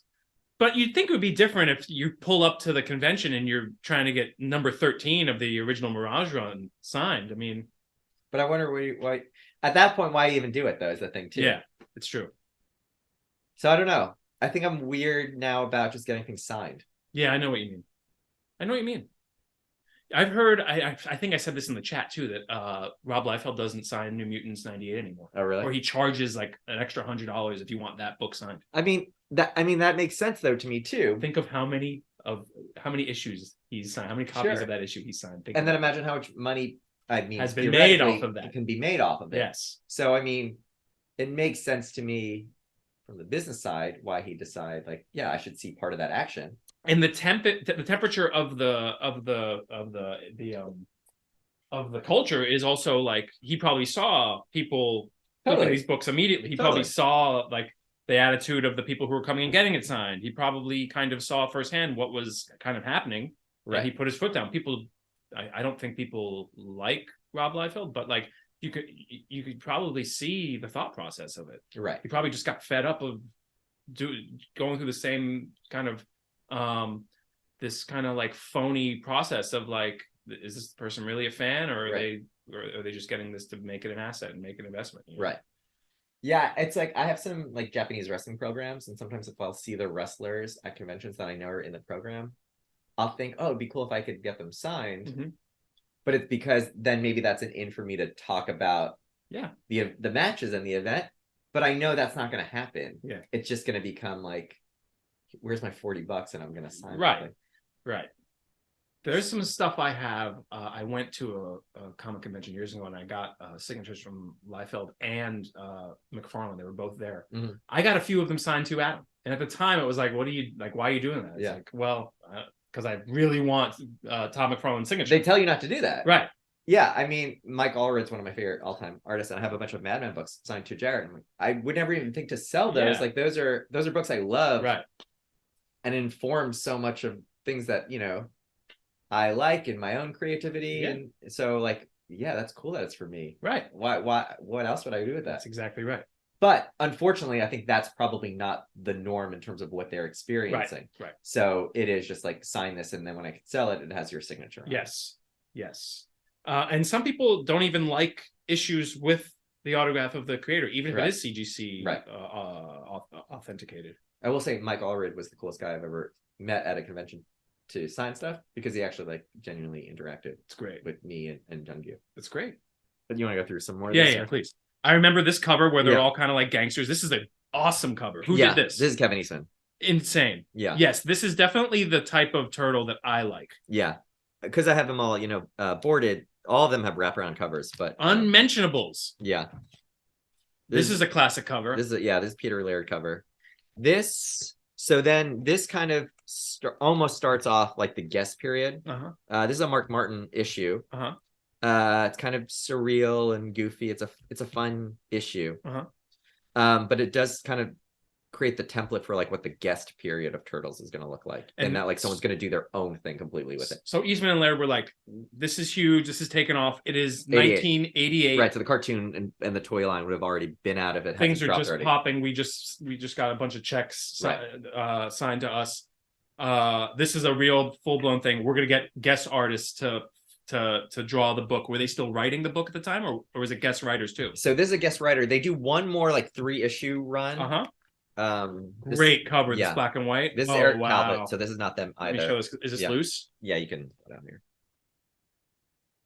That's a great cover. That's a beauty. Wow, I love that. Yeah. So and this is Eastman, right? This is Eric Talbot. Okay. Yeah. That's gorgeous. It's kind of its own standalone story. I love that cover. That is really pretty. Eric Talbot ends up doing a lot of inking too later on, and he's got a great inking style because it kind of like it does have this very raw kind of indie comic look to it. So I love when he kind of comes on and inks. And then this is another standalone thing, and then here is like kind of like the final for a little while Eastman and Laird run. It's Return to New York, so it's a three. I'll take all three out because they all have really good covers. This is like the Peter Laird, Eastman and Laird are like kind of splitting apart creatively at this point. I think this is just like the Empire is in full force at this point. Wow. So they do this 3-part story to kind of wrap up all the Shredder stuff. That's a cool cover. Yeah, I love that. It's very reminiscent of the Hulk that McFarlane did. Like it's the same crouch. You know what I'm talking about? Where like he's bursting through the logo. Totally. And then this looks like a graffiti mural that you would see. That's really there's so much airbrushing on that. I love it. And they really didn't change the logo. No, it changes at the very end, but it's a cool little design flair. I like it. Everyone kind of switches up the color scheme on it. It's a good look. So these also Jim Lawson draws. Jim Lawson's kind of interesting because he does the backup title, which is Tales of TMNT, which I have also. And style, I would say, is very rough from the get-go. 7 issues in, it's only 7 issues. He becomes incredibly talented and then picks up on like the main title. I think it's around the same time. And becomes kind of like my favorite turtle artist. Cool. But it is fun to see in like a very short amount of time someone's art style completely change. And evolve. They kind of like take off in a way. Yeah. Right. So he draws these 3 issues, and then he has a different inker on each one. I think it's like Kevin Eastman does one, Peter Laird does one, I think Eric Talbot does one. I like this style. I like that's fantastic. Can I show this? Yeah. It's not going to show. I'm going to have to take some pictures of this stuff for the Instagram. So, and the cover is insane. So yeah, that's a painting, right? Yeah. Hold on, I'll just show you all those because those are the best. This was $6.95 in what year did this come out? Oh, this is the collection. Oh, yeah. The back, I think we'll have it. No, but that is so classic. Like this. Yeah. That lineup. Boom. Yep. So this is AC Farley does all the paintings. I had this. Yeah. I had this. That's what a gorgeous painting. Who do you think owns this? The original. I would like to. Right? That. Oh man. If someone sees this video. Raph looks so tough here too. Yeah. He looks so tough right there. This is my favorite AC Farley painting. Yeah, this is like real kind of like fantasy work almost. Yeah, I just love that there's a little turtle in the pond that they're looking at. I didn't even look at that yet. It's a little dark, so it's hard to see, but yeah. If the original of that is around. See, this is great, and it has like the traditional kind of like feudal Japanese hat, like that type of stuff. So cool. Here, these are all AC Farley. This is great. I love that. Yeah, there's so many different ways to adapt these guys. I guess that's what also like is so enduring about them. There's so many different ways you can do it. Right. Man, that's incredible. Oh, this is great. Yeah, I mean that's basically what the third movie looks like. Yeah. Do you like the movies? Yeah. I mean, as much as you like something that you see 1,000 times when you're a kid, and then just like can't really unlink in your head. Yeah. Directed by Steve Barron. The first one, yeah. Incredible. And somebody was just telling me who I forget who the DP was. Somebody else. The person who shot it was also like a name. I forget though. Really? Yeah, I forget. I don't even know. I have to look. Yeah. Look through the rest of these real quick. Yeah, so now that we're getting contemporary, I feel like they kind of, the brand is certainly has been crystallized at this point. Totally. So all of these basically for the next 20, 30 issues are all guest artists and writers. And what year is this here? Is this the 90s yet, or is it 89? This is 89. Yeah, so this is like, by the way, comics, like 89, like what, it's after Craven's Last Hunt. Are the Image guys working in Marvel at this point? Yeah. They're all, that's full force, right? Yeah, what is Image kicks off in 91? 91, 92? Yeah. So like they're kind of just getting going. Oh, what? There's a McFarlane pinup in one of the later Turtles issues. I'm not surprised. Yeah. That's cool. These are all good. These two, and then this third one in the other book. It's Rick Reaches the River. Can we go back to the beginning so I could show some of the covers that we missed? Yeah. So that's 3. Yeah, you could just flip through whatever you want. Can I take these out, or are these bound? No, they're all. I can pull them out. Yeah. Okay. So let me just look at these and we can riff on them for a little bit. Yeah. So the original was just like a one color printing, right? Right. Do you know where they would get these printed? I think it's like a local shop that they would go to, because there's a printing error on the first run of these that I think they destroyed most of the copies, so there's like only a few. Have you ever seen any in circulation? No, I know what it is. The difference is like there's a lot more white, I think, on the cover, and supposedly you could specifically tell on like where it says Laird photo. Yeah. There's a lot more white there. By the way, this is not a great cover by any means, right? I mean, it's an artifact for sure, and like there's a real quality to like the sketchiness of it, but like it's not. There's a reason why young me was not picking this up off the shelf. Totally. I mean, are the turtles even clearly in it? No. Right? No. You only have the one head popping up. Yeah. Can I take this one out? Yeah. Okay. So this is the one I was talking about when they first started. Comic book size. The comic book size, but also full color. Right. This was the first full color issue. I think so. Well, not full color cover. Right. That's right. That's what I meant. I believe so. Yeah. Again, like this, like looks like something that like your really talented friend in the back of the class would draw. Yeah, there is definitely that quality to it. But they were, the reason I say that is probably because they were riffing off of Eastman Laird, whether they knew it or not. Yes, for sure. Right? Like how many times I can't tell you how many times I've seen somebody draw when like teeth are gritting like that. Sure. It's always the turtle. It always looks like that. Right. Well, the figures had that too. The figures did have that. The figures each of them had like their mouth like that. You have the original Playmates? Yeah. I have most of them loose. I have 2 still in box, but they're destroyed. Wow. Boom. So you're not gonna get these graded, are you? No, I mean the boxes are fucked. Yeah. I remember seeing the and they're not punched. Look at you. They're not punched. I remember these. I had these when they first came out, and like as soon as I brought them home, I tried to put Raphael's sai in his hand. And it like broke and I was crushed. You know how like, it's just like it's kind of hard to get them into the hands. Yeah. It wasn't until later that, I learned that you have to kind of run them under hot water. And was that the trick? Yeah, that's the trick. What a great toy line too. Yeah, they look great. And did Eastman and Laird do the packaging for the toys? No, they didn't. Faithful. Yeah, they're pretty close. And I forgot that they had like this really cool comic in the back. The origin. Yeah, that's super cool. Do you identify with different aspects of Turtles the older that you get? Or does it kind of stay in its original form for you at all times? I think if I learned anything, it is just kind of like what I'm responding to, like I've been saying, is the idea of like a creative studio. Yeah. Everyone going in on this one thing. And then being able to kind of rising tides, based off the success of this, they're able to put all the other artists on that they like. Yeah, this is what we were talking about earlier with April and the Jerry curl and the fashionable clothes. Yeah, again, I love this is Eastman style. This is Eastman who drew this. Yeah, I love the geometry of how he did Turtles in this era. Yeah, that stuff is like really, really cool to me.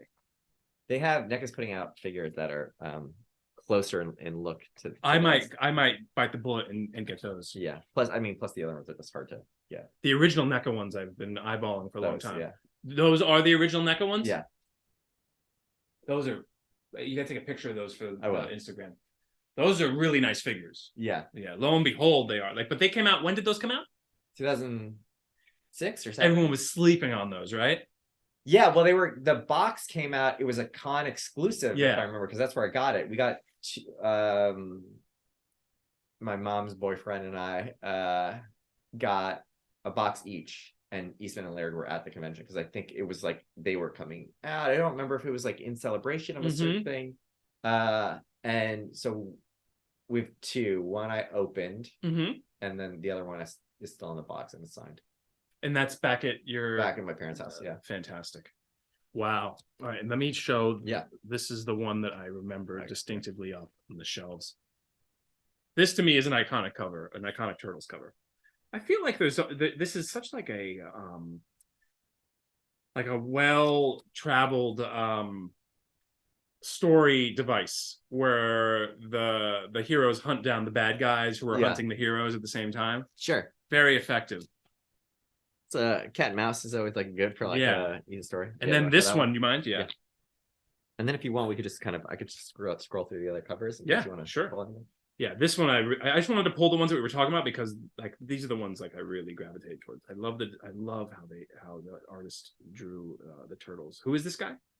Michael Dooney. Great. Yeah.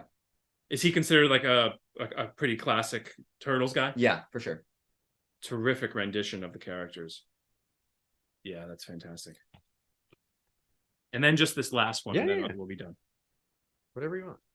I'm like I said, I'm always excited to talk about this stuff. Yeah, well, I love the fact that you have the comics. Like, you know, I speak with people, and you do as well. And there's so many people out there that are big into Turtles, but like Turtles merch, right? It's for me, like anything that comes from a comic book is less interesting to me than them in the comic book, than their comic book form. I always like going back to the source, right? Because it's not as realized in a way sometimes, like the turtle, like you could see the evolution as you go through even just the covers, right?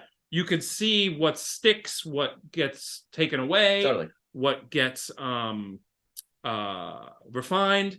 You see all these elements coming to light. Yeah, this is Eastman. That's Kevin Eastman. Yeah, this is clearly my favorite. Yeah, this is definitely like my favorite rendition of the Turtles. Yeah. A tighter line, right? Like a thinner, like it's almost like he was using like a different pen. Yeah. Fantastic. Okay, so your dad was getting these. He had a subscription. At this point, I don't know if he had a subscription because in reading them, they only start to offer a subscription later on. These, I think, are all individual purchases, and then the subscription comes pretty later on. Yeah. Do you remember where he was getting these? Was he getting them at St. Mark's? Yeah, based on his notes, I think he was like going to St. Mark's. I mean, he worked in Manhattan, so I'm assuming there's only. Can I see the stuff? Here, he was working in Manhattan. He'd go to St. Mark's. Yeah, so here's a St. Mark's card. There's another comic shop card. Look at that. And then I don't know if you want to show someone. Of course. But there's a name of a manager. Boom, Michael Audino. Shout out. This is a gorgeous card, by the way. What a great logo. Is St. Mark's Comics still there? No, they moved to Industry City. The Wizard of Cards and Comics. So this guy was probably like a sports card guy who's like, oh, I'm going to get into the comics game now, right? Was your dad a sports card guy? We had some baseball cards, but I don't even know where those are anymore. That's the story of the comics speculation boom. It was all the card guys coming into the business or the industry, right? Here looks like Village Comics on Bleecker Street. Nice. In St. Mark. And then he has notes here in terms of, I guess, what he's looking for. Wow, look at that. This is so special that you still have this. Yeah, this is nice to have. What do you make of his handwriting? Very professional. This is like a professional guy, right? And then this is notes on what he was collecting. So I can read this, and we could show it after. Yeah. I could figure out what he was doing. So he was collecting back issues. Like that's a third printing of number 1. So he's probably buying up to issue 34. And then I recognize this is why I think he was not like super aware of what was going on, because that title was canceled. So there is no issue 8 and 9. Bro, my dad writes like your dad's handwriting is almost similar to my dad's handwriting. He does the same ends. I wonder if it was like just that the schooling during the time of learning how to write penmanship and stuff. Wow. But here, that's awesome. Yeah. So this is essentially his pull list and what he was looking for. Yeah. And you said something so wonderful before we started that this is like a collection. It's like generational collecting. It was passed down to you. Right. Yeah. I mean, it's not, it's not something I was doing, of course. Yeah. And now that I have it all and it's incomplete and it continues past, when he was alive, I don't know. It's one of those things you don't want to even think about too much, but just like I've continued to fill in the blanks and then pick up what kind of he left off. You feel connected when you do that? Yeah, there's no I don't think deep spiritual thing to it. It just feels like here's a thing, it's unfinished, and I guess the way my brain works, I'm like, well, I can finish this off. Yeah. There's a clear endpoint here, I think, mentally for me, because there is like a sale of the property to Viacom. Right. So I'm like, okay, I know it only goes to X amount. I could see that through. That sounds fun. Yeah. Is this the first appearance of Casey Jones? No, this is just like this is the way they did this, was supposed to look like kind of like a throwback sort of thing. Oh, Casey yeah, Jones right. shows up in the Raphael issue. Which is being graded right now. Yeah, okay. I don't have it right now. Cool. You want to see some other? Yeah. Did you want to pull any of these other ones? This is when I started showing them again. Yeah. Wow. Are you going to eventually get all of them graded? Or... I don't think so. I don't think there's even like the value proposition makes sense for me. Right. Jim Dooney, is that the guy, the artist? What's his name? Michael Dooney. Michael Dooney. Wow. I've never seen all of these Turtles comics in one shot like this.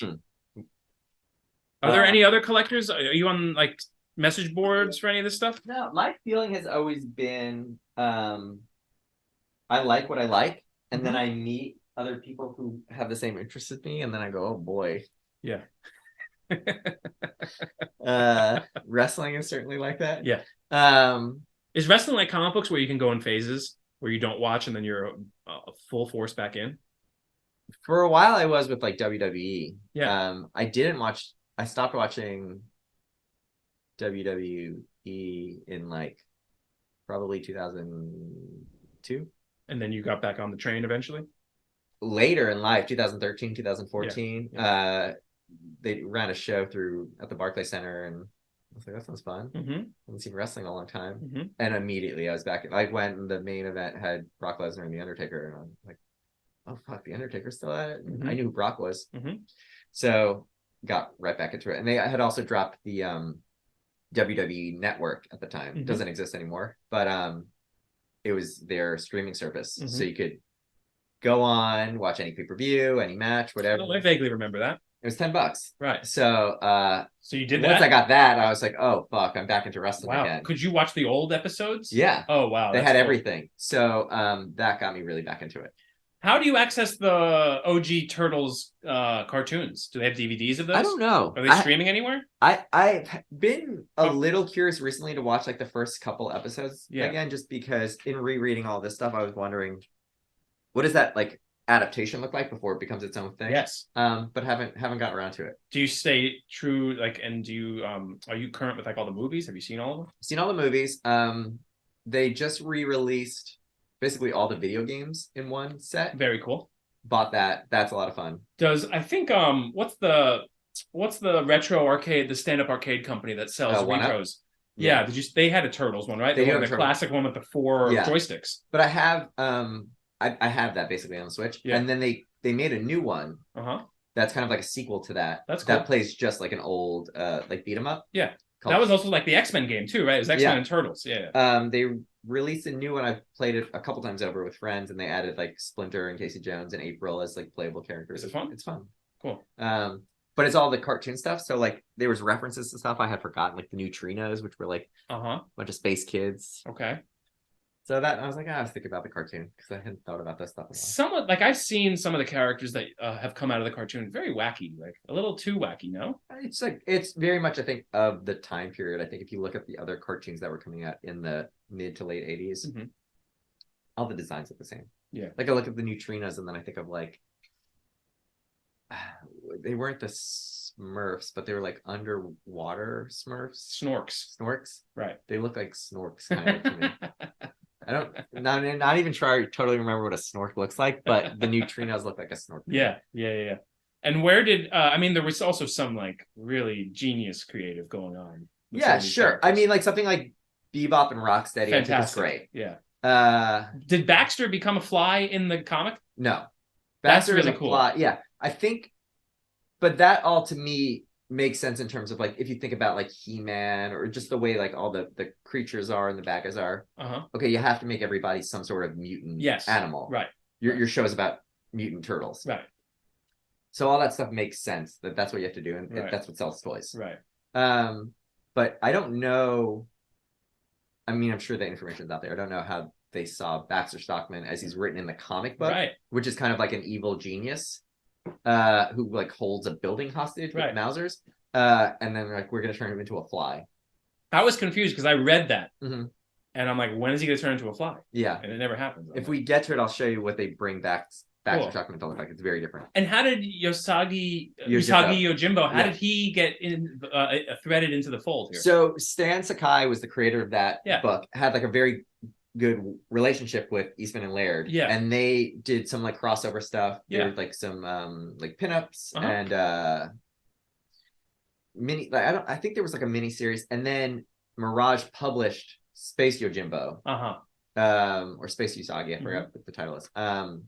So they worked together a lot constantly. Same time? Was Usagi Yojimbo coming out at the same time as Turtles? Yeah, it might have started maybe like just a hair earlier, because they were repping him from like the get-go in terms of like, this is a book we love. Right. But also, I mean, another talking animal ninja book. Right. So makes sense. Ninjas were very hot in the 80s. Stan Sakai also draws some great Ninja Turtles too, in his style. I have seen some of that stuff. Yeah. Yeah. They do go hand in hand. Yeah, totally. There's a couple like backup stories. Leonardo like falls through a portal and then meets back up with like Usagi Yojimbo, and they have like fights. Does it take place during feudal times? Yeah. Okay. Yeah. So that's and I mean that's something that still goes on now too. Netflix just had like a new series. Is it? Yeah. You know what? I tried to get my daughter into it. Yeah. She wasn't that. I haven't watched it. But I know. I mean, it still kind of endures. Yeah. Yeah. Oh yeah. You mean the character? Yeah. Yeah. Totally. Yeah. Not to the extent, of course, of the Ninja Turtles, but it's still around. Yeah. No. Usagi's definitely an icon. I mean, just like you said, not as much as Turtles, but he is out there. Right. For sure. I wonder why, why certain things hit and certain things don't. I mean, I guess it's so wacky. Now I don't think it's even about hitting, really. I think it's just like, here's the IP. Let's just fucking run it back. Yeah. Because some stuff that does get rebooted, or I'm like, that was not even like a cool, successful thing. When I remember it coming out originally. It's just there. Yeah, and they could do it. There for the taking. Man. All right, let's keep going. Okay. That's gorgeous. Yeah. This is I skipped this one, but this is Michael Dooney also. This is Michael Dooney also. Can I take that one out? Yeah. This is a cool issue. It's very much off of beautiful cover. I've never seen this cover before. This is beautiful. I mean, I love that the turtles are not on it. Yes. Who is this? So Rick Veitch writes like a 3-part series called The River, in which Raphael is kind of like bitten by like a succubus character. Cool. Who sucks out all of his mutant blood, for lack of a better term. And Raphael reverts back into like a baby turtle. Oh, cool. They undo it over the course of 3 issues. It's kind of like a horror tinged story. It's very cool. After this kind of reads as like a sequel to that, where everyone's a little depressed and like comes to realize that like there are no female turtles of their ilk. So they are the last of their breed. And then they come upon these like fish people who also are like the last of their breed. And it's much more introspective in terms of like, yeah, there's no female turtles. Once these 4 brothers die, that is it for the mutant turtles. Yeah. But they're not necessarily a race of beings. It's like they're mutants, right? They're mutants, but they are beings in that like there are no other upright walking turtles. So they meet like another upright fish people. It's kind of a romantic story. It's very cool. Yeah. There are stories in here that I think would make for interesting adaptation. Yeah. Probably a bit more on the somber side than they've ever been like represented. This is cool. This is like an AC Farley cover too. Yeah. Yeah. This is also like kind of more like a horror. There's a lot of like I love this. Yeah, there's like a lot of like Lovecraft elements in that. I'm all in on this rendition of the Turtles. Yeah, these are good. Mm-hmm. Now, in the IDW stuff, does that take its canon from the cartoon? I don't know because I'm not familiar with it. I think it. Have you seen Krang in it? Have you seen any of those characters? From what I've understood, from what I understand, I think they, all the cartoon characters, right? Because they had built out such a robust kind of like roster of like mutant animals, they're all in it. Right. It makes sense. Too. Yeah, this is one of my favorites. This is a Rick Veitch like one-off story. It's kind of like a Big Daddy Kane, like they're on like a mutant highway. Casey's torso is just all jacked up. It's so good. Oh man! By the way, just looks like a psycho, like the Quiet Riot dude. Just looks insane. Yeah, the like the all white eyes popping through the mask. Sicko is great. That's probably ripped straight from the Quiet Riot album. It looks very good. In April 1990. Yeah. So it was Eastman, Laird, Dooney. Yeah. And Jim Lawson. And then these are like kind of like artists that would come in, either work on their own series for Mirage and then do like a stint on Turtles. And they would do the cover and the interiors? Most of the time, yeah. Like that's a Rick Veitch cover. This is a Michael Zulli cover. He does the interior art also. The Michael Zulli stuff is cool. It's like a 3-part series that concludes later. This looks like Bodhi. It's his kid. Oh, cool. Yeah. Nice. This is I've seen these before. Yep. This is in color. This is in full color in the interiors too. Oh, it is. Yeah. Can I see? Yeah. This is kind of like the vaguely the concept of the game. Yes. Where it's Turtles in Time. Oh, it is. Yeah. Yeah, that's gorgeous. That's like straight, just like fantasy illustration.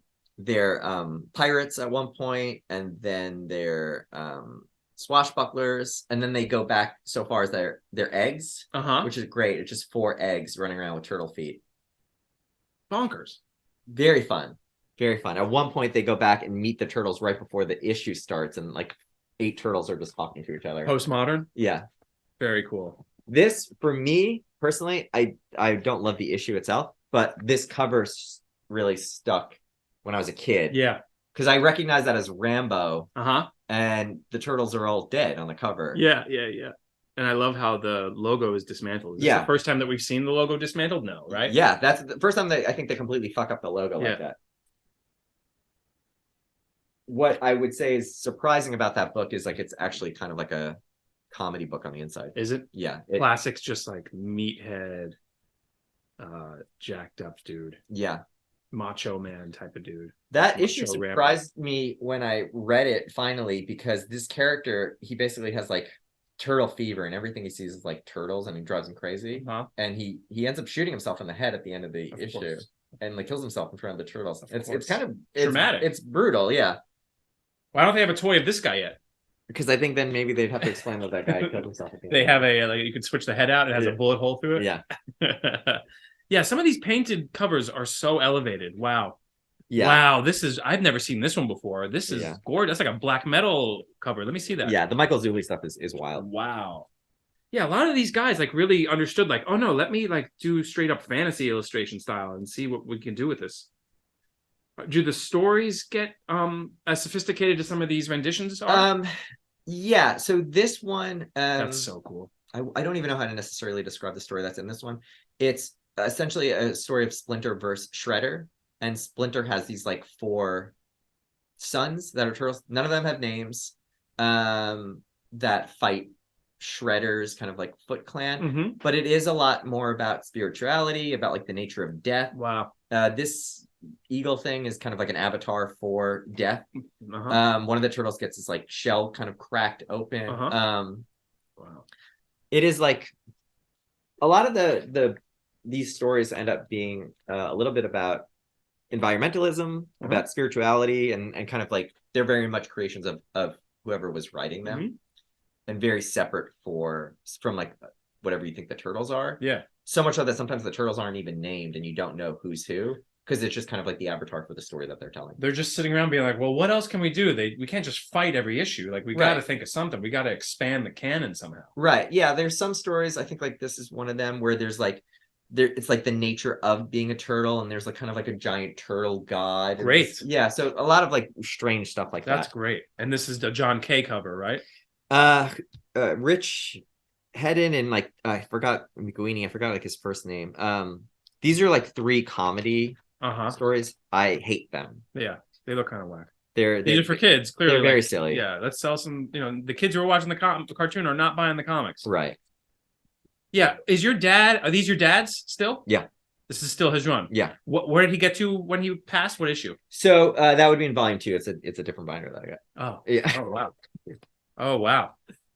And all these are unread. Well, I've read them now. But you have read them now, right? But they were originally completely unread. Didn't even crack them open, huh? Yeah. Right into a bag and a board. Yeah. Immediately. I think I have to imagine so. Yeah.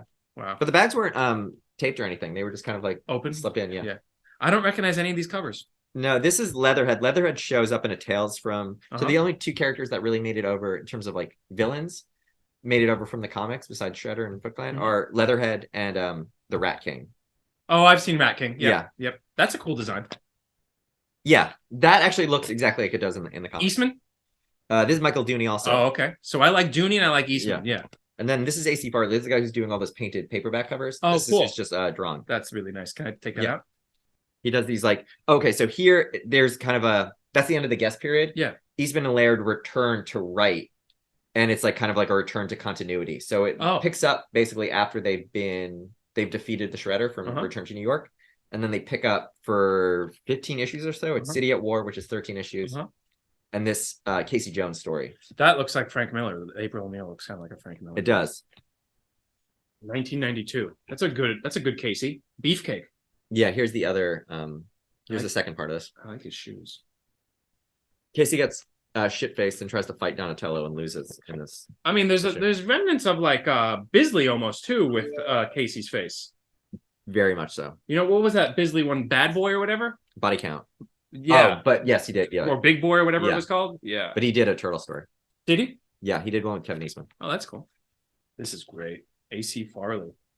What a champ. Yeah. Wow. AC Farley. I would definitely spend a little bit of money on AC Farley. Is he still working or is he still alive? He's still alive. Yeah, I don't know if he's still working. So then Eastman and Laird return to do. They draw. Basically, this is the last issue they ever draw. Wow. Together. Number 50. Yeah, number 50. And then the rest is all Jim Lawson. And it's all part of this one giant story. Wow. City at War. Is this did you mention this in the chat? City at War is great and Return to New York is great. Yeah. This is like a 13-part thing where they like fight the Foot Clan, and Karai is a different character. She runs the Foot Clan. And then Splinter eats a rat. He like breaks his leg, falls down like a hole, is starving to death, and the Rat King shows up and is like, if you want to live, you have to like do what you know is necessary. Is Splinter tied to Rat King? Only in this issue. Oh, that's interesting. Yeah, the Rat King was like, you like, there's food here, you just haven't thought about what that food is, and like he like over the course of a couple issues refuses to eat a rat and then finally eats a rat. Can I pull 50? Yeah. Is this the first time that the logo is different too? Yes. They change up the Mirage Publishing logo too, though it's not on this one, it's on the later one. Can I see number 1 again? Yeah. So like it's very similar. Very similar. It's almost like they wanted to redo the whole thing, right? Yeah. So like that's where am I? So that's 1. And you see the crew. Well, that's 84, and then this one's 92. So it's almost, it's 8 years later. Yeah. Look how refined they got. They became better artists too. Way better, right? Yeah, absolutely. Yeah. That's killer. And this is the first time that the logo changed. Not a great logo. No, pretty unremarkable. But the cover is very nice. What an artifact. Yeah. And the rest of the covers are all AC Farley. Yeah. Just wrong. Yeah, let's flip through them real quick. I don't remember any of these. Like these are not ingrained in my mind at all. There were some covers like you saw here and there. I was like, oh yeah, I remember seeing that one. Oh yeah, yes. I mean, at this point, I have to assume Turtle popularity is dropping off considerably. I mean, now it's X-Force and X-Men. Yeah, 93. That would put me in freshman year of high school. So I was not watching Turtles anymore. I was reading comics, but I wasn't reading Turtles comics. They'd also have big gaps in the publishing of these books too, because it was such a small studio, I think. And I think probably Eastman and Laird not having great amount of oversight too. Right. A lot of things just got held up. Did they lose ownership at all, or are they still? They gave it up. So Eastman gave his share up, and Laird then sold it. to Viacom. Right. And then Kevin Eastman, they bring him on as kind of like a creative consultant, maybe, I guess, for some stuff that they do now. And neither of them do any other comics, right? No. Eastman did some like Marvel comics recently. Covers. Did he? Yeah, I saw he did an X-Men cover. Oh, cool. I think it was like, I want to say it was like Wolverine was on it, maybe Dazzler and Longshot, but I might be getting that one a little wrong. And then this is the last issue of the first run of the black and white Ninja Turtle. And they're saying goodbye. They split up a little bit. At this point, April has come into a bunch of money. Her dad has died. Mm-hmm. And she buys an apartment building that was so happened to be owned by Casey Jones's mom. Mm-hmm. So Casey Jones also finds himself back with April. He has a kid. They were an item.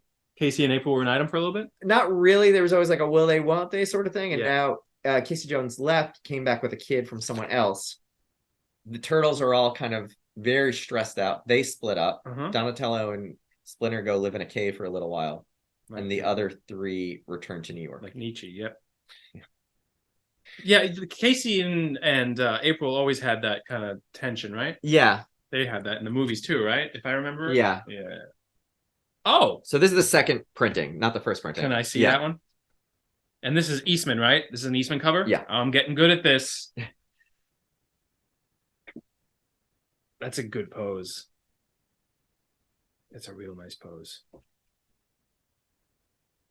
Yeah, Raph with the Uzi. Well, there's a backup story in this one that's the cover's based on, where Raphael and Casey Jones shoot up basically a bunch of gangsters. And this is just straight up Outlaw Comics, 87. Yeah. Yeah, Eastman, even down to the bandana. I love the sharpness and the angles that Eastman was doing when he kind of, would you call it a switch up or like refinement? I think just a refinement, honestly. Yeah.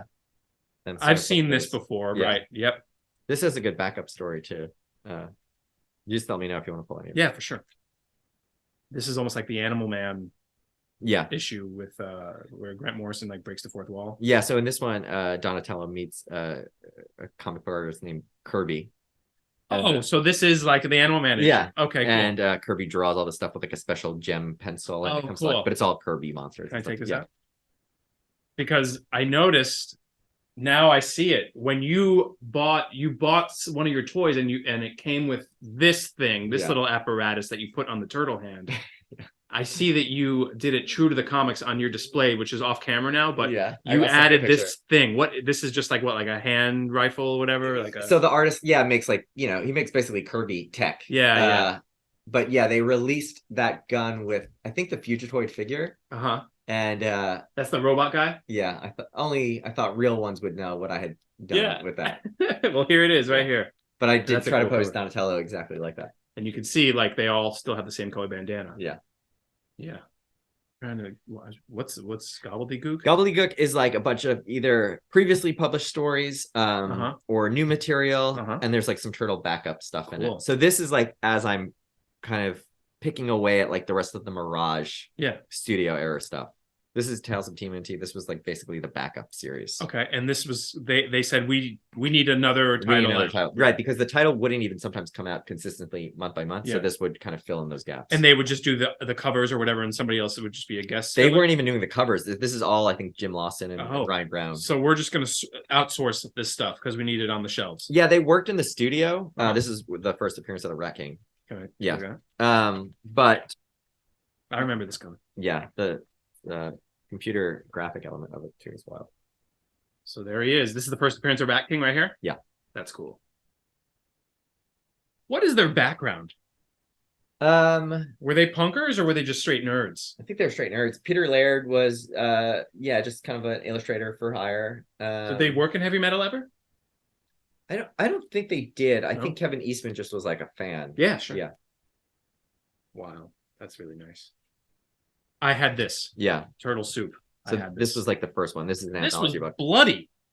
Right? I don't remember. Don't they die or one of them gets really badly injured or something? Probably. I don't remember the story of this. Can I take this out? Because I vividly remember this. And this is, I don't even know what year this is. Probably 90? 88, it might have been 89, yeah. Yeah.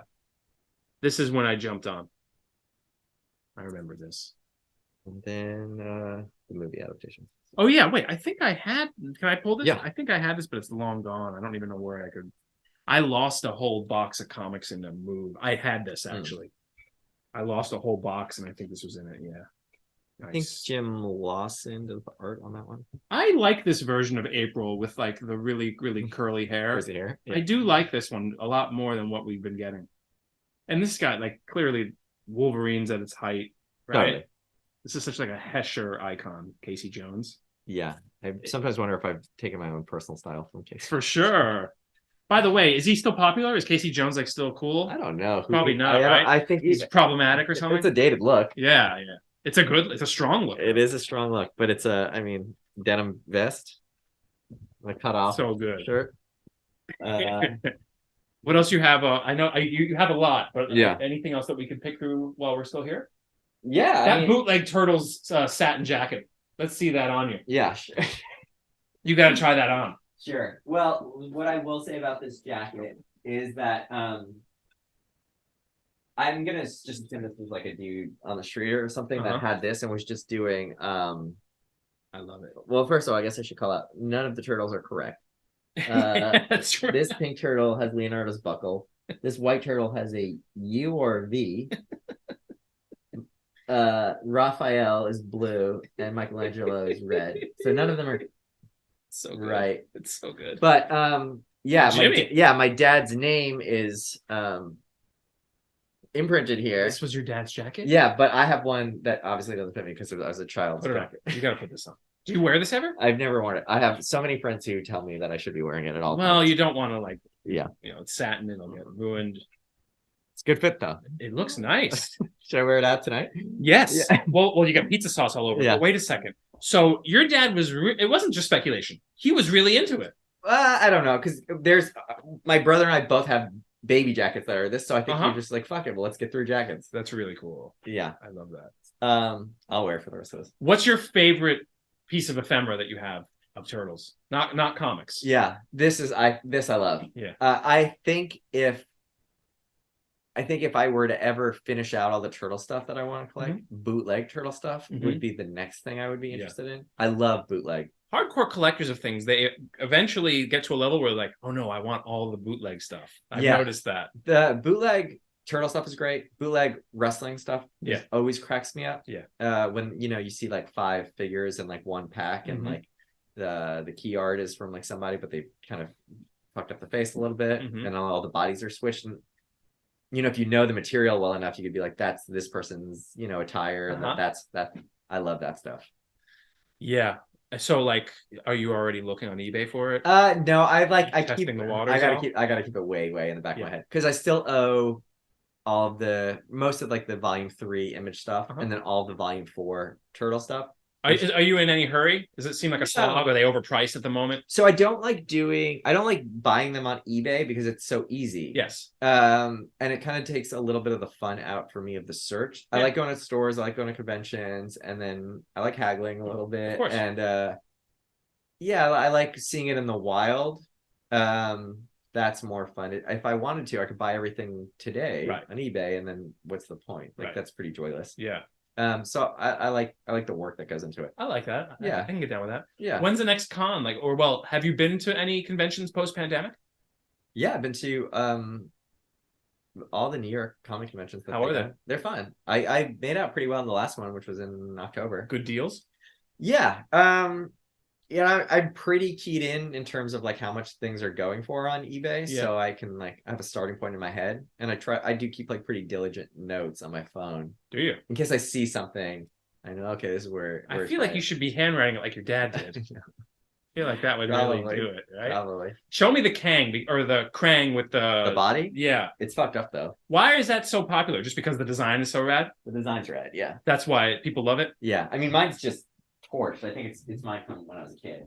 But this is an original from. Yeah, but it's like it's partly broken. The like tuning fork on his head is broken. What was it? A fragile figure to begin with? Yeah. Is that an OG Casey? Yeah, it's an OG Casey. Yes. Got everything. Yes. This is just a great figure.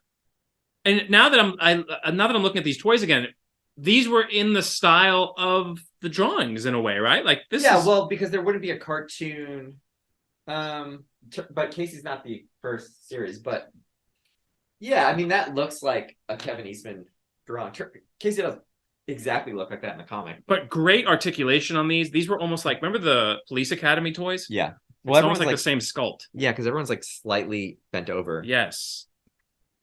Oh, but he doesn't stand up right I mean, now. none of them, does like, he? really stand None up. of them do they? No. The NECA ones do, right? Yeah, yeah. Hold on. This guy's fucked up, but yeah, people. I see these on eBay. People go ape over these. 1991, right here. It's a fun figure. And then I have the Krang. This is missing an arm. Like these, I don't collect. Yeah. These are just like I have. But these are from when you were a little dude, right? Yeah, these are all mine. What year were you born? 87. Okay, so you're like, what is it, 4? Yeah. That's pretty cool. Yeah. Your dad brought these home, or you went to the toy store and you saw them? Probably my dad brought them home. Yeah. Yeah. Was he into the cartoon? I don't know if he was into it. I mean, would you two definitely watch it? on. Yeah, it was definitely on. That's fun. He was into Star Trek. We watched Star Trek, but that would have been his thing. Right. And that's kind of the one thing I remember. And then just like stuff I'm still into that he showed me RoboCop for the first time. Nice. But he died. I was 7 years old, so Yeah. I saw RoboCop pretty early. Yeah. RoboCop was a hard movie to find. It like was limited release, at least in South Florida. Yeah. And then it was one of those things where like if you can find it on VHS, good luck. Well, RoboCop came out 87, I think. So it came Did out the year I was born. But I mean, you know, actually now that I think about it, he was a nerd in terms of like he did a lot of the model airplanes and the ones that you used, the rocket that you used to like send off in the field. He did all that shit. So I do that stuff with him. Yeah. But that was in the garage, and he had like a TV in the garage, and I would go into the garage sometimes, and there would always be like RoboCop was on or MTV was on, stuff like that. How old was he when he passed? 39. 39. Sounds like a hip dude. Yeah, I mean, you know, I'm 36 now. I still have fucking Krang on my desk. Yeah. So, you know, you have to imagine, I think some of that stuff just keeps going. Just doesn't like get phased out right away. If he was still alive, do you think he would have sold it by now? Do you think he would have sold his turtle stuff? I don't. Would it be a conversation? Because it wouldn't be as. Do you think it would be as relevant to your life if he was still alive? That's a good question. It's a good question. Yeah. I don't know, because I don't know if it would have appreciated in value enough that it becomes even worth it for him now. You're saying now maybe right? Maybe. I mean, you could make a good buck off that issue 1. Yeah. But before then, I don't know if he would have sold it. Maybe. Yeah. I always think about stuff like when there's something that it's like, yeah, it's it goes for it fetches a lot of money, and it would be nice to have like that like grip of cash from it. Right. But, like it's only going to go to like, it's more interesting to have the thing than the money from the thing, unless it's like, you know, like a original Rothko painting, you know what I mean? But like even then, I wouldn't want to part with that. Well, I used to collect Marvel Legends. Like the Toy Biz Marvel Legends. And then I sold all of them when I was in college to help pay for my thesis film. But you have a film out of that. You have art out of that. Totally. Yeah. But I probably only got like, it was like under $1,000. But to pay for like all my like film processing costs, needed to do something. You did your student film on film? On 16, yeah. Bravo. So did I. So selling all my toys was a big part of it. Sure. But now, like, fuck, I miss those toys. You miss the toys. I haven't watched my thesis film in years, but I miss those toys. I miss those toys. Are they fetching a lot of money right now? Yeah. Are they? Oh, yeah. The Toy Biz ones, and I mean, all of mine were not on the card or anything. Yeah. But yeah, I think that has come back around. People are into this, and there was some sort of anniversary. I saw that like, who has it now? Hasbro has the Legend. Yes. They are like releasing like what was the initial like series 1 of those. The first series was like Captain America, Iron Man, Toad, and the Hulk. Classic. And they like re-released them with the kind of the same box art. That's cool. Yeah. I'll keep an eye out for those. I'm so hesitant to even like start with any like the Hasbro toys and stuff. I'm like, you know, a past guest has kind of gotten me into G.I. Joe Classified. I'm not fully in, but I can see myself being pulled in. Are you just buying characters that you like? Well, no. Well, yeah, just the ones for now, I think. Yeah. But I don't know if I'm full in. Yeah, that's hard. It's really hard. I finally got a Mafex figure. I'll probably get if they're going to make those Eastman Turtles ones, I'll keep an eye out for those. If they do the Eastman style ones, are those going to be coming through NECA? Yeah. I just want to go over 2 more things. Oh, great. Yeah. I didn't know there was more. Wait a second. There's how many other... I have 2 other binders. If you want. Yeah. Oh, yeah, totally. I think we should also, if you want to talk about like this and like... I absolutely want to... Let's talk about that right now, because that is so cool. So your dad had the subscription. And did that start with this folder? Okay. So I guess let's go through the folder and then we can talk about it. So this is another piece like the Mirage thing. This one's kind of was crushed to begin with. It's like a Mirage mini comics. And it came with the subscription. So this I don't think was a subscription. I don't know how he must have been. Someone must have kind of tuned him into this because this is outside of Turtles. This is specifically like Mirage doing stuff. Okay. There's Turtle mini comics in here, but that's one out of like I think the maybe dozen comics that are in here. Can I see it? Yeah. Is this hard to come by? We could also bust this open because it's pretty fun. Is this hard to come by? I don't know. I can't imagine the shape kept up no matter what because of the way it's boxed. Oh, I see what's going on. Okay, so your dad eventually said, "I'm going to do a mail order subscription to Turtles to Mirage Studios." Yeah, where they're mailed to me every month, or whenever. Yeah, I'm sure it was after they actually went out to stores. Pretty cool. Yeah. So this is like a bunch of Mirage mini comics. What is it? Like almost a dozen comics in there, and there are Turtle comics in here. Oh, are they little tiny floppies? They're tiny, yeah. Oh, that's cool. They're cool. It's a cool little thing. Oh wow, this has like a real handmade feel. Yeah. Oh, I love this. Are these in any order? No. That's Kevin Eastman and Eric Talbot. Fantastic. That's fantastic. Wow. That's Gizmo's Michael Dooney. This is great. It's so funny how I keep gravitating towards Dooney. So good. That's like straight out of Heavy Metal, right? That's fine. It's just weirder robot and like the Babe. Yeah. Wow. What a cool artifact. This looks like Bodhi. This is the son? Thanks. No, that's Mark Martin. He does like some of the more like sillier turtles. I love this. I love this style though. Yeah, that's fun. That's Bodhi. Yeah, here we are. Boom. Great lettering. This is Bodhi's son? Or Mark. Wow, that's so good. That's so cool. Was he trying to I mean, it's an unfortunate name, but was he trying to get his own franchise going? Yeah, probably. Yeah, the name is not great. Oh, look, Casey Jones' Private Eye. Boom. Is this a standalone Casey story? Yeah. Yeah, that's Kevin Eastman, Peter Laird. That's like what a lot of like Casey Jones stores are kind of like. It's like him cosplaying as like a private detective or like He's kind of a hunk. Yeah, but they make him out to be a real dummy. It's pretty funny. Yeah. These are really cool. Nice. Okay, so then Turtles relaunches. They start at number 1 all over again, and this is when your dad jumps on to mail subscription. Right. Cool. So Turtles goes into full color. Does anyone care about this run? I don't think so. Right. So what happens is that run also does not sell very well. It doesn't, huh? And then they license the characters to Image. I just fucked that up recently. Oh yeah, what happened? Tape? The tape. I went to pull it back out and the tape grabbed it. Yep. So I'm just gonna buy a new one. Yep. They go for nothing. 93. Yeah, no one cared about Turtles. Is this after the Vanilla Ice Turtles movie? Yeah, the third movie had come out already.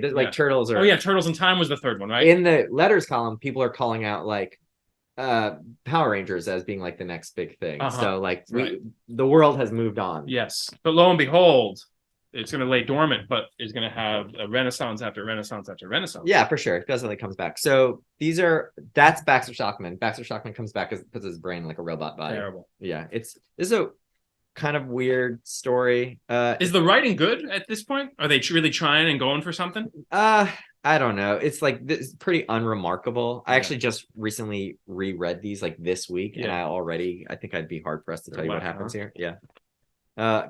Eastman and Laird do all the cover art. That's pretty. Yeah, there's a lot of this kind of digital shit that kind of to compete with Image, I imagine. Yeah, but it ages it a little bit too. Does. Yeah, all the coloring is digital in this, and it's murky and a lot of gradients and stuff all over. It's almost antithetical to what the book is about. this is the last issue of the volume 2 of the Turtles, number 13. And then Mirage stops publishing comics.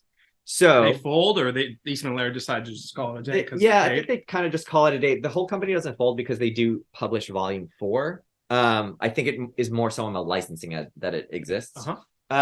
So my dad had a subscription to Turtles.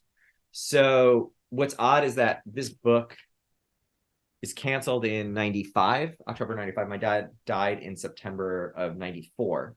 So continue to get like another year or so of this comic. But I tie weirdly, like, you know, just like a child mentality, the Turtles ending and my dad dying weirdly around the same time because we stopped getting Turtles things in. Turtles are not popular anymore. And like that also feels like end of an era type stuff just mentally. And, you know, my mom, I guess, kept all of this stuff. So, you know, I have like both the press release that Mirage is no longer publishing comics, but also, you know, a letter here with a refund for I'm gonna get a picture. The back issues. I'm gonna get a picture of this for the Instagram for sure. Yeah. So I think this is like part of the reason that I've always had this stuff, that I tie the two things together. Yeah. May I see this? Yeah. Our records indicate that your current subscription to TMNT will end with issue 17. It is with regret that I inform you that Mirage Publishing is discontinuing its publication of Teenage Mutant Ninja Turtles with issue 13. Therefore, we will not be able to fulfill the issues remaining in your subscription. Enclosed with your TMNT number 13 is a refund check for those issues you have paid for beyond 13. You will also find enclosed a press release explaining what the future plans are for Teenage Mutant Ninja Turtles. Wow. Urix Peralta. Mirage Publishing. Wow, this is quite the letter. And this letter essentially says that, you know, it's going over to Image. Wow. And trying to get people excited, like Eric Larson trying to get people excited about it. Wow. I wish the check was still in here, though. Right? Wow. So yeah, so, you know, when I, you know, got a little older and started kind of consolidating all this collection and everything, all of this stuff was still part of it. So it is kind of hard to unlink all of this stuff. Yeah. Like I still have all these like Mirage. Oh yeah, these are cool. Mailers and stuff. Look at this. That's great. Where am I? There. That's so cool. They were packed nice. These are nice and box nice. Boy, getting comics in the mail. I've never done that. They used to. I used to always think like I might want to do the subscription. You'd always see it in the back of the comics back in the day. Right. But I was always like, what if they're folded? They come damaged or whatever. Right. It looks like they weren't. Looks like they were coming in good condition. Yeah, I mean they all held up. You know, what, over almost 30 years later. So that, you know, I keep all of that stuff too, kind of as part of it, because I do feel like it's not. It is a Turtles collection, but it's like a highly personal thing. So it all just feels like, you know, one and the same. Yeah. I mean, it is such an impressive trove. Like what a major kind of artifact to have. Yeah. Yeah, and you know, I don't keep up with the Turtles or anything, but like I'm saying, it's a collection that can be seen to completion. Because there is an endpoint. So I think I'm interested in seeing it through. That's my brain. Yeah. It's like a little bit of an OCD thing. Are you collecting anything else right now? I chip away at stuff. Like I chip away at the X-Men figures. Some wrestling figures. Nothing to the extent that I'm doing this, where like I'm looking for everything that I'm missing in terms of like one publisher's output. But any new interests of yours? I'll do like some covers sometimes for books, but nothing like that's too expensive or like a crazy. There's certain like Ian Fleming Bond covers that I'm really into that I wanted to like see through. Nothing like super crazy, super expensive or hard to find. Yeah. Some of the Japanese wrestling figures get a little pricey. I have an Abdullah. I don't think you can see it from here. There's an Abdullah the Butcher figure that I have. I think that's like $500-$600. We can do that in another episode. What does your wife think about Turtles? I don't think she cares at all. Nighthawk, which is a movie theater here, they played the first movie, and I got her and my brother to come out with me. Had she ever seen it? I don't know if she had ever seen it. I don't know if it registered at all. I think she thought it was funny. Yeah. And that was it. My daughter was not into the first movie. Yeah, I could see that. I could see it's a that. little dark. It's dark. It's dark. Yeah. You can't really see much. And then, like, you know, like, I personally think that the costumes are fantastic. Right. But to an 8-year-old who isn't quite into the artistry, right, she can recognize it. But my point is, like, she isn't that impressed about it yet. Like, I think the context kind of is lost on her a little bit. It's also the difference, I think, in technology that was available at the time. So, you know, she's very used to CG and you know, wild animation stuff. I think to then go multiple steps backwards for you or for me, when we're seeing that was cutting edge. It was the pinnacle, right? Right. So I was like, oh man, they really got the turtles come life. Yes.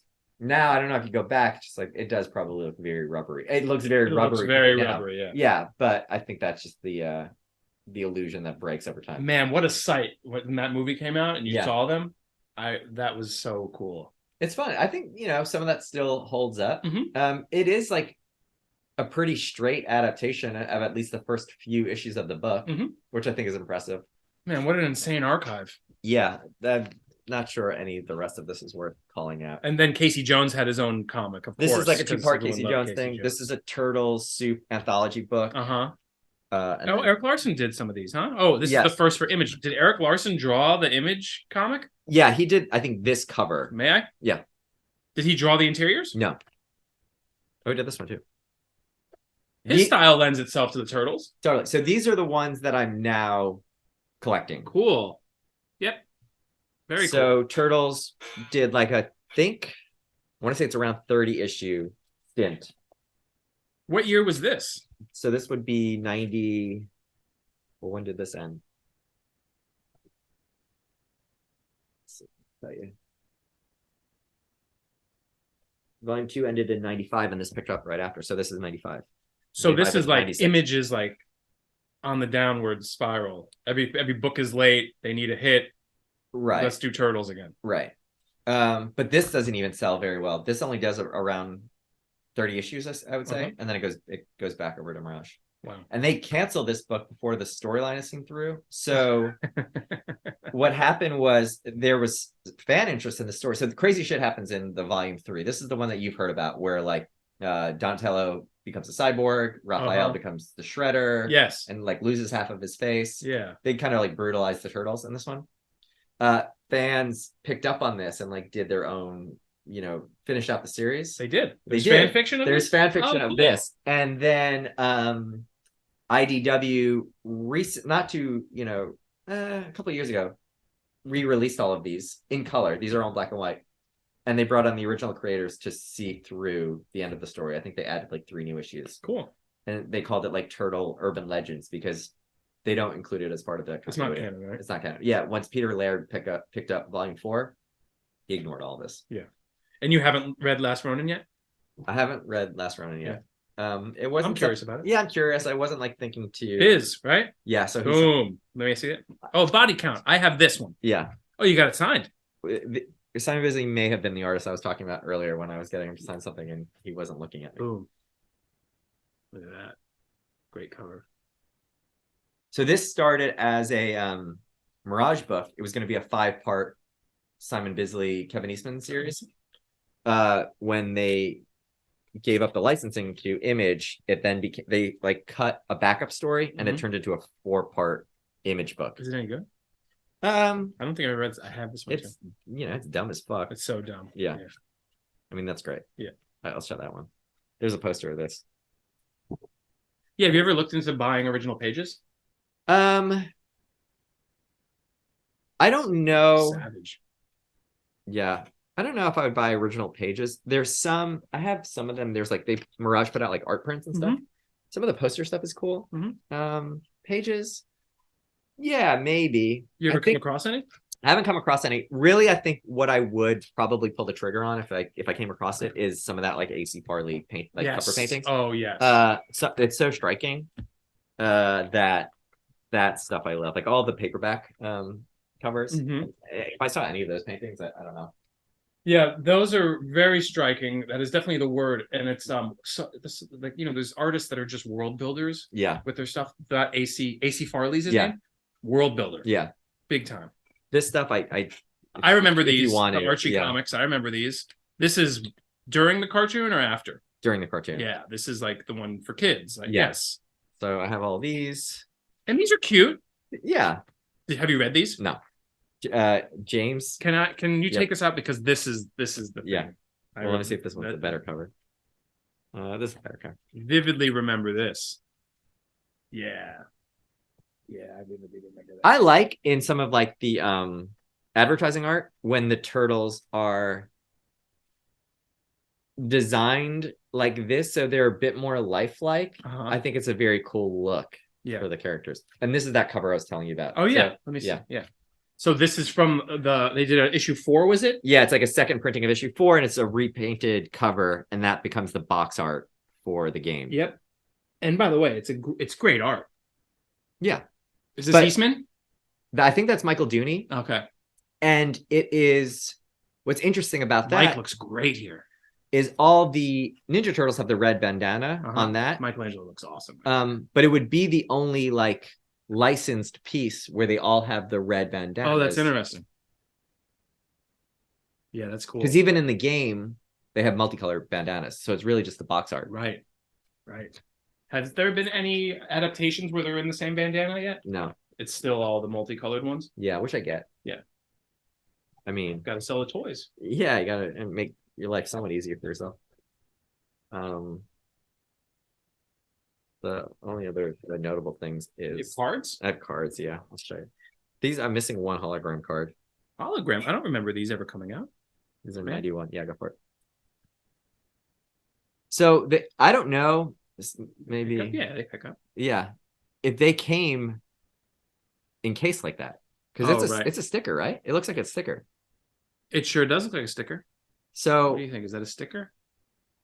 I looks like a sticker. I do wonder if my dad had got them in this case. Slab. This is like early slab. I mean, it's just like it's a screw, which is hilarious. Hey, look, he was getting it from Wizard Card and Comics, so there was that cross section. Doing it this way is hilarious because it's all cracked. Man. So this one's missing. I should just complete this. Who are you missing? I can't tell. It looks like Leonardo is not here. He's probably the hard one to get, right? Somebody's like, I have it. $500. Yeah, maybe once this goes out, if anyone wants to hit me up. And then this is the last one here. This is more of the Archie stuff. It starts to get a little sparse here. It's not fully filled in. I don't know if I guess. So this is what you were talking about when you said the Archie comics. I thought you were talking literally about Archie and Jughead. You were just talking about the publishing company. I thought you were like, oh, he's into Archie comics. That's cool. You were reading the Archie comic release of Ninja Turtles as this was what you were reading. You weren't really reading the Mirage stuff when you first started. Right, you were reading this stuff. This is an adaptation of the cartoon. Right. And how many seasons did the cartoon run for? Because I feel like they got wacky too, didn't they? I think so. I don't know. The story that's interesting about this is there's 2 versions of this one. Archie puts out this one, and then Tundra, so Kevin Eastman's company, puts out another one that's colored by Richmond Lewis, who did Batman Year One. Batman Year One. Wow. Yeah. And this is Secret of the Ooze. That's the Vanilla Ice one, right? Yes. Okay. Is Vanilla Ice in the comic? He is. Awesome. Yeah. Turtles Meet Archie. Well, just looking at these, like they don't have the same mojo as the Mirage stuff does. Right. And then I have cards. You have the movie cards. Yes. I don't know how you want to show this. If you want to show this, I have the whole. Well, I'll put these on the Instagram. You have a whole collection of set 1 from the first movie. You have all the cards. I have all the cards. Oh, full sheet of the cards. Good for you. Did you buy this as a set, or were you doing wax packs and you put it all together? This is my dad. Amazing. Then look at these 2 champs. That's a great card. And that's with the first. So that's the paperback. It's that one. Wait. Oh, that. Yes. Yeah. Yeah, I remember. I randomly was in a convenience store in North Miami, and it was on a rack, and I'm like, I'm definitely buying this tonight. Yeah. So this is the first set of all the cartoon cards, which are also cool. They're surprisingly like printed well. Like they're pretty Yeah. detailed, especially like what are they just straight from the cell? They have to be, yeah. Then a full sticker set. I like the stickers. Yeah. I can get down with these. I love when they made this is the cartoon, like the turtle skin of the in the logo. Yeah. These are rad. And then these are a Mirage set. Wow. When did these come out? So would have been the same time. These are awesome. 89. These are so cool. So these are covers basically from either Ninja Turtles or Tales from the TMNT, or just like other kind of random art. Like that's a Richard Corbin cover from a reprinted issue. This looks like it's like a mural on an NYC subway. Mm. I'm not gonna be able to show these because they're bound in a notebook. Yeah, we need to take a picture, but it's basically it's just scaled covers into card form. Yeah, but it's actually very nice when you line them all up and you look at them. It looks great. Yeah, it looks really good. And then that's it. That's it. Really, that's it. It was 4 notebook binders full of gems. 5. You got 5. Excuse me. You got 5. And that's it. I had these 2, but it's not even worth going through. These are just about later. This is like Kevin Eastman's art biography, and he signed it for me. Cool. Oh yeah, is that a drawing he did of it too? Yeah. Can you show that? Yeah. Wow. So this is Kevin Eastman's like book about the history of Ninja Turtles from his perspective, and I have that signed. That's really nice. Is this worth a read? Yeah, it's Did it cover some of the stuff that we talked about? The design aspect of it is a little crazy. Yeah. But it has like all the initial sketches and everything. Yeah. Like these are what I was talking about. Wow. Shit like this. Yeah. This is really groovy. Really nice stuff. Yeah. So that's I think Peter Laird's like initial turtle sketch, and this is Kevin Eastman's. Very cool. And then it just kind of goes over the first few issues. I feel like it's pretty comprehensive in the back of these trades. They kind of have like these little kind of essays. Yeah, for sure. I mean, they have like, I think the Mirage guys were very diligent about keeping all their originals too. So they have like all the original work. And then to that extent, I have the artisan edition. And is this an IDW release? This is IDW release. This is probably out of print by now, right? No, this is pretty recent actually. Okay. The hardcover is even? Yeah. When did this come out? 2017. And this is it's thumbnails, and then it's inks.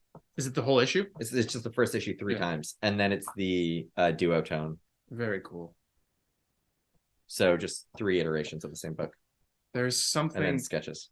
There's something so magical about when you're flipping through. It's all such handmade. Yeah. Like it has such like a tactility towards it. Sure. If that's even a word. You feel the touch of a human when you're looking through those in ways that like some comics, obviously, not obvious, but an artist draws them. They have there's a human interface involved. But some of these artists, their line is just, it feels so mechanical and perfect. When you look at like the imperfections of the early turtle stuff, it has such a magic quality to it. Totally. It's alive, Absolutely. And I think, like I was at least seeing on the covers, or, anytime I would see anything from the inside, and when I was drawing when I was younger, that was encouraging, I think, too, because you could see the stroke behind it.